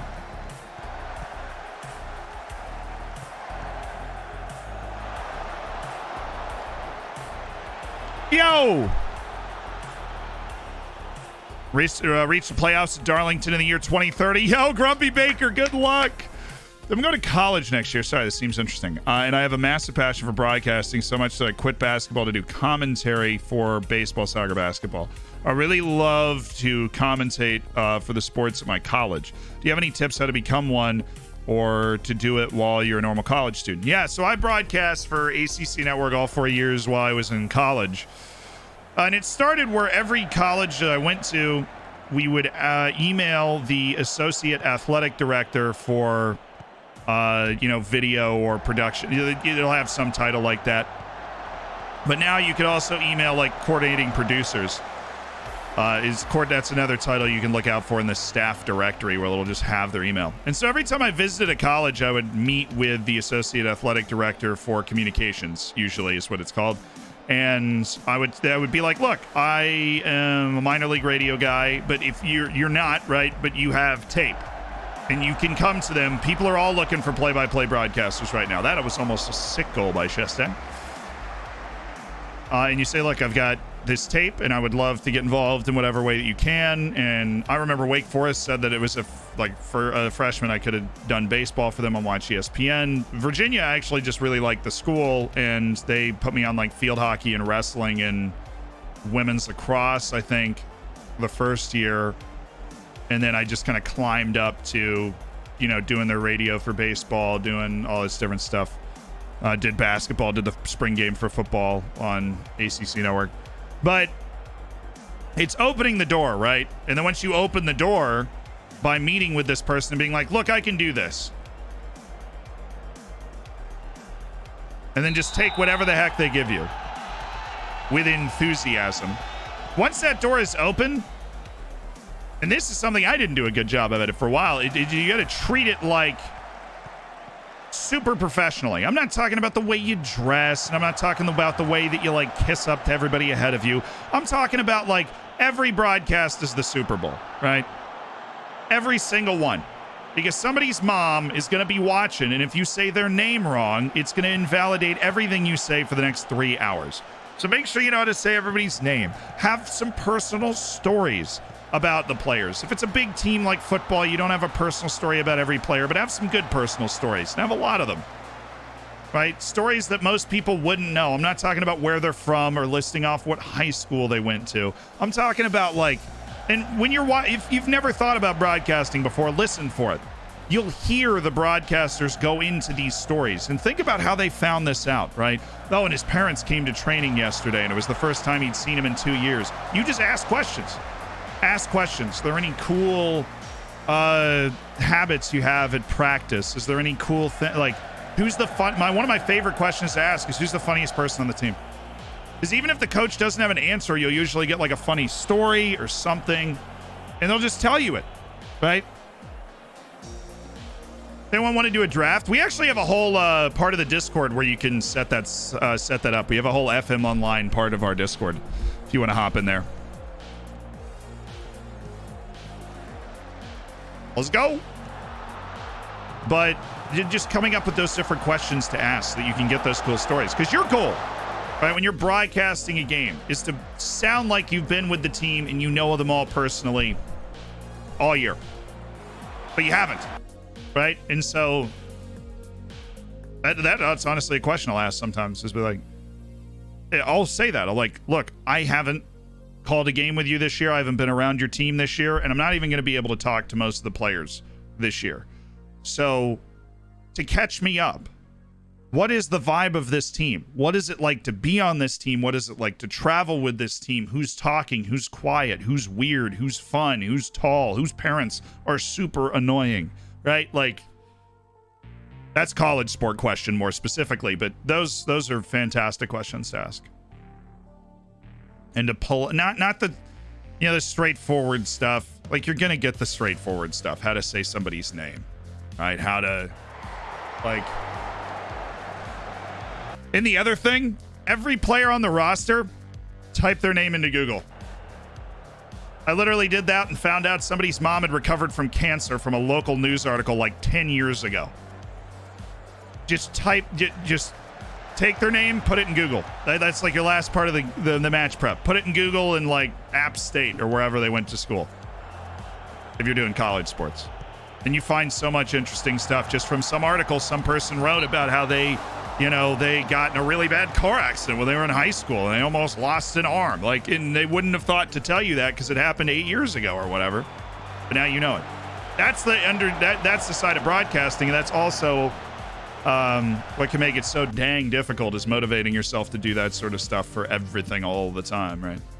So we'll take Kim off. We will bring in, I actually don't have somebody to come in for the Garçon, but we can, Son Rogel's gonna stay in. I want to get Garçon off though. I'll just take Oberschmied and put him in there. Manuel Oberschmied. Dangerous sub, right? Not a great sub, but I really, really think our match against Zulte Waregem is super important, and I'm going to want Garçon to be fit for it. And I don't think he needs to go for these last 20 minutes. I'd love a second goal, though. Come on, David!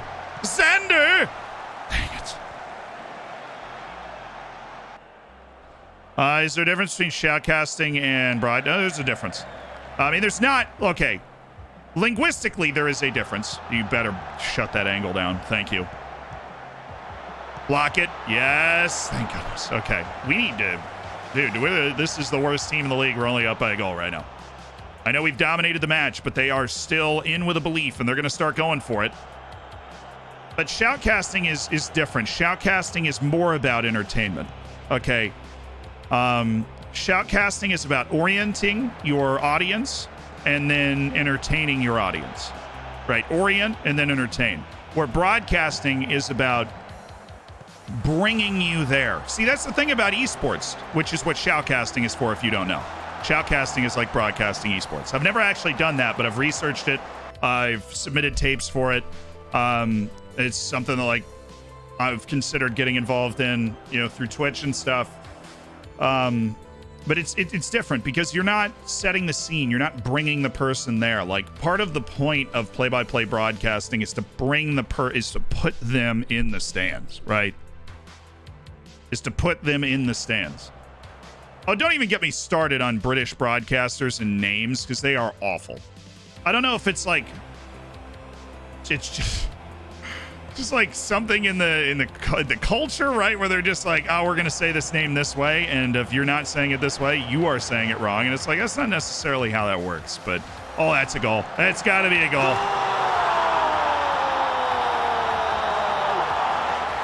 But there is none of that orienting and like grounding in play-by-play for esports, because there's no like place, right? Unless you're hosting like a major, you know, for CSGO or League. And so it's really about orienting you. So where in the game are we? What is the person doing? Like, what's happening? And really being able to explain not just what's happening, but why that thing is important, what it's doing. Right? So you have to actually be good at the game, which is something that not a lot of people think about. And then after that, it's about entertaining. You have to take what is happening. Is he on? No.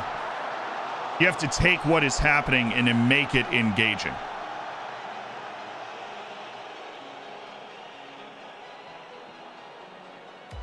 Pablo creating goals every time he plays. He's my captain. Yes.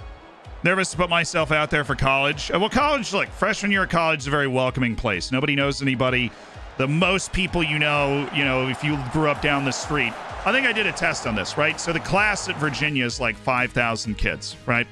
And there was a kid that grew up in Charlottesville, which is like this, that is where Virginia is. He grew up there. He went to high school there. So he should know the most people there. He knew 70 people in the class. So nobody knows anybody. So you befriend people very easily. And part of that is being very aggressive and saying, like, look, not aggressive in that you're forcing somebody to do something, but just like, hey, I want to do this play-by-play. How can I get there? That's an important way to word it. Like, I realize you might not be able to give me play-by-play for the freaking football team right now, but how do I get there? I want to be able to get to that point. Rodriguez had a horrible time in front of goal. Yeah, but he was making plays. He was making plays. You don't see the whole game, do you? You don't see the whole game. Yeah, and then, of course, there's an artistry to play-by-play broadcasting. There is an absolute artistry.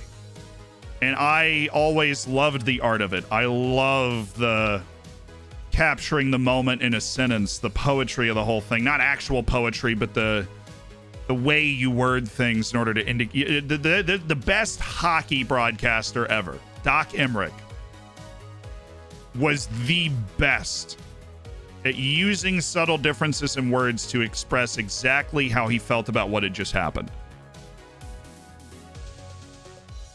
And what I mean by that is he had 45 or so different ways to describe a pass. And he wouldn't say pass. He never said the word pass. It was saucered or flipped or clipped or blasted, ripped, floated, poked, yoinked. He would just make up words, but you would understand the feeling of somebody tracked it. He used 45 different words to describe a pass in a game without saying the word pass. That's really hard to do. It's not something he was doing on purpose at that point because he was so used to finding the exact word to tell you exactly how that pass was performed. It's really pleasing to see him play well, and we all hope he continues to develop in the right way. And there are lots of different types of broadcasters, right? There's the incredibly energetic ones. There are the ones that are too cool for school, and there's everybody in the middle.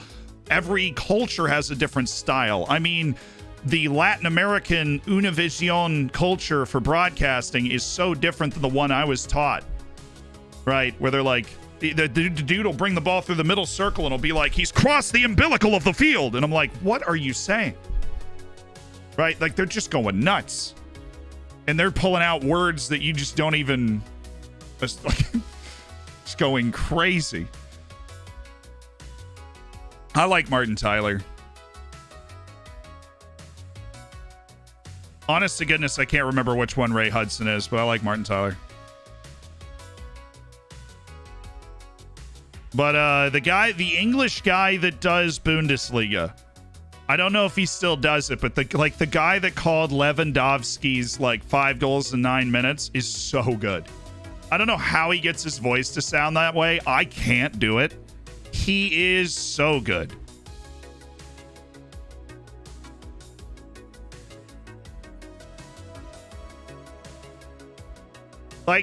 His call of Lewandowski's 5th goal in that 5 goals in 9 minutes, he doesn't say a word for the first 3 seconds. He makes various noises, and it's so good. You hear he says, he goes for it. He's like, he goes for it. Oh, whoa, you just can't do it. You can't be that good. That is, you hear the process. You are also reacting to the game. I love people that react to the, somebody that'll just go wow. You just didn't expect that. Don't act like you expected that. That was crazy. But his call of that 5th goal where he just, he goes for the goal. Oh, it's just incredible. It's fantastic. It captures the whole moment. Perfect. Really been pleasing to see him play well, and we hope he continues to develop in the right way. Mark-Aaron Wolf continues to play well for Bellinage. That's good news. Has he outgrown Bellinage? Stability is important. I mean, he's playing in the top Portuguese league. He's at a high level right now.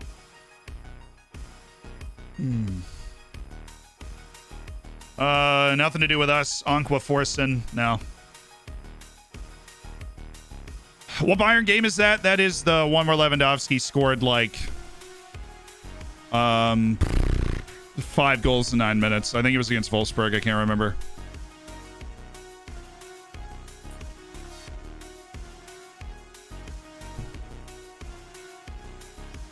The commentary for the Aguero League winner is, in my opinion, the best he could have done with that moment. And that's one of the highest compliments you can pay a broadcaster, right? Like, I think that was the best you could have done with that moment. I think he captured the insanity right at the beginning, and then he started to process the importance, the insanity of the moment over the next 30 seconds, and you were like processing it with him. There were certain guys that are like, let moments like that breathe, but I think you should provide moments like that a soundtrack. You know, I think you let it breathe a little bit, and he does, and then he comes back in, right?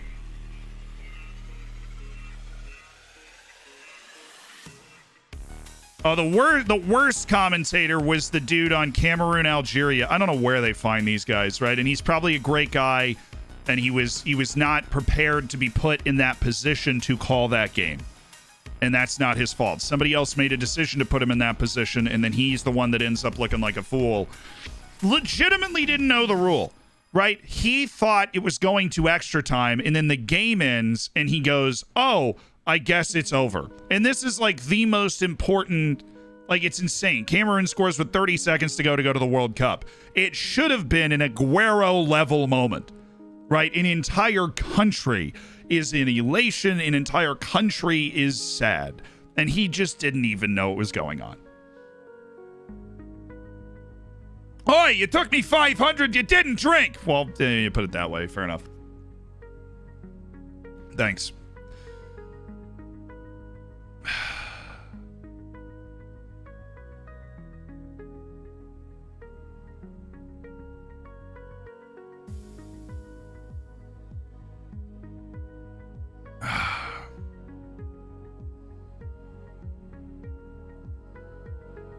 I hate to say it, but I don't want to be sexist, but I feel like all the women commentators just don't do it for me. There are very good ones in the US. I think the interesting thing is that we are accustomed to a certain way of enunciate, like a way that we enunciate in broadcasting, right? We're accompanied, we're Beth Mullins is the best women's broadcaster. She does American football. She does basketball. She's really good. But you have to find your tone, right? Because the number one most important thing about broadcasting is don't be annoying, right? Your voice can't be annoying. You have to shape your voice to sound good. And it's like an art. Well, Doris Burke is good, but she's like not a play-by-play. You know what I mean? Who's the guy in the NBA that does Bang? Mike Breen. He's really, really good. He's really, really good. And I think there are guys that struggle to get the right tone too. Because the tone doesn't have to be deep. That's the thing. Like, women's broadcasters are great around the world. But there are a few that I've heard that don't, like, they, and same with the guys, right? But there's one, the reason I'm mentioning this, there's definitely one girl that does the Premier League who I don't think gets the right, like, tone. But then again, you also have like that one guy who's like 80 years old who, honestly, I would rather have the girl than him, because somebody could score the biggest goal ever and it'll be like, the ball's in the net, unbelievable, how has that happened? You know, and you're just like, all right.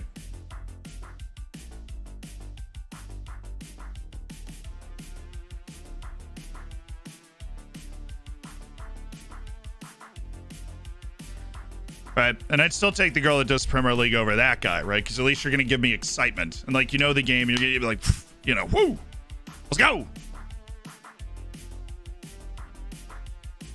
But there's always so many different angles to come at these conversations with. And I haven't really talked about broadcasting in a while. We are going to wrap the stream for today, though. We'll be back tomorrow, I promise.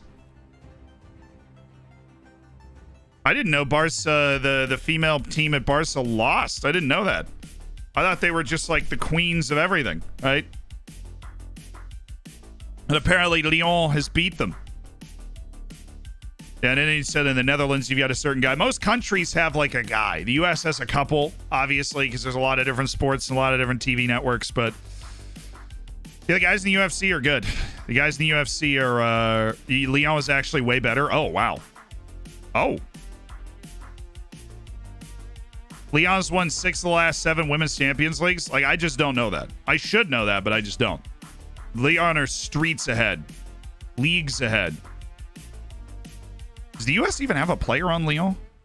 I'll stick to my normal fandom, like, streak. And just, is there a U.S. player on Lyon? Please tell me there is. But I'll catch you guys later.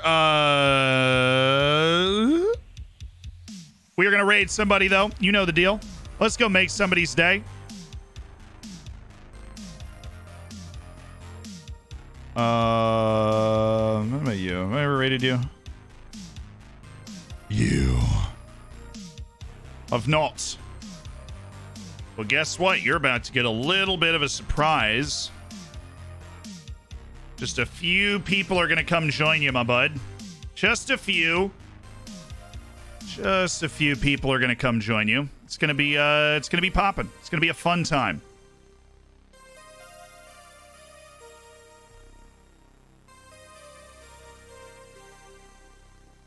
All right, we got a copy pasta ready. We're going with a ninja one. All right, Ninja Football Manager copy pasta's ready. Thanks for stream. You got it, Lubikov. Thank you guys for the subs. The Propane Burrito with the gifted Ultimo Big Truck with the 16 months. Thank you guys for being a part of the Hammers. I will see you tomorrow. Same time, same place, same vibes. And we won every match we played on stream. May we continue that in the next stream, because we're going to play Solta Varagum twice. And that's basically going to determine whether we finish first or second in the Europa League group entirely. And if we can get 6 points from that, then we basically we've already completed the Europa League. Completed it, mate. So got that to look forward to. I will catch you then. See ya. Have fun with my boy JM12_ here.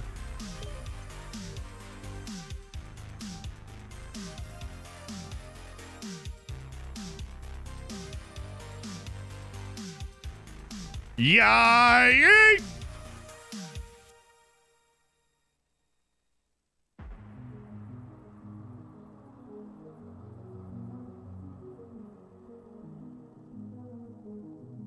All right, word of the day. Mercurial is... Mercurial. Right. Means changing often or characterized by rapid or unpredictable changeableness of mood. Mercurial. I actually use this word from time to time. The boss has a mercurial temperament when at job sites, but she was relaxed and happy at the company picnic. Mercurial. Mercurial.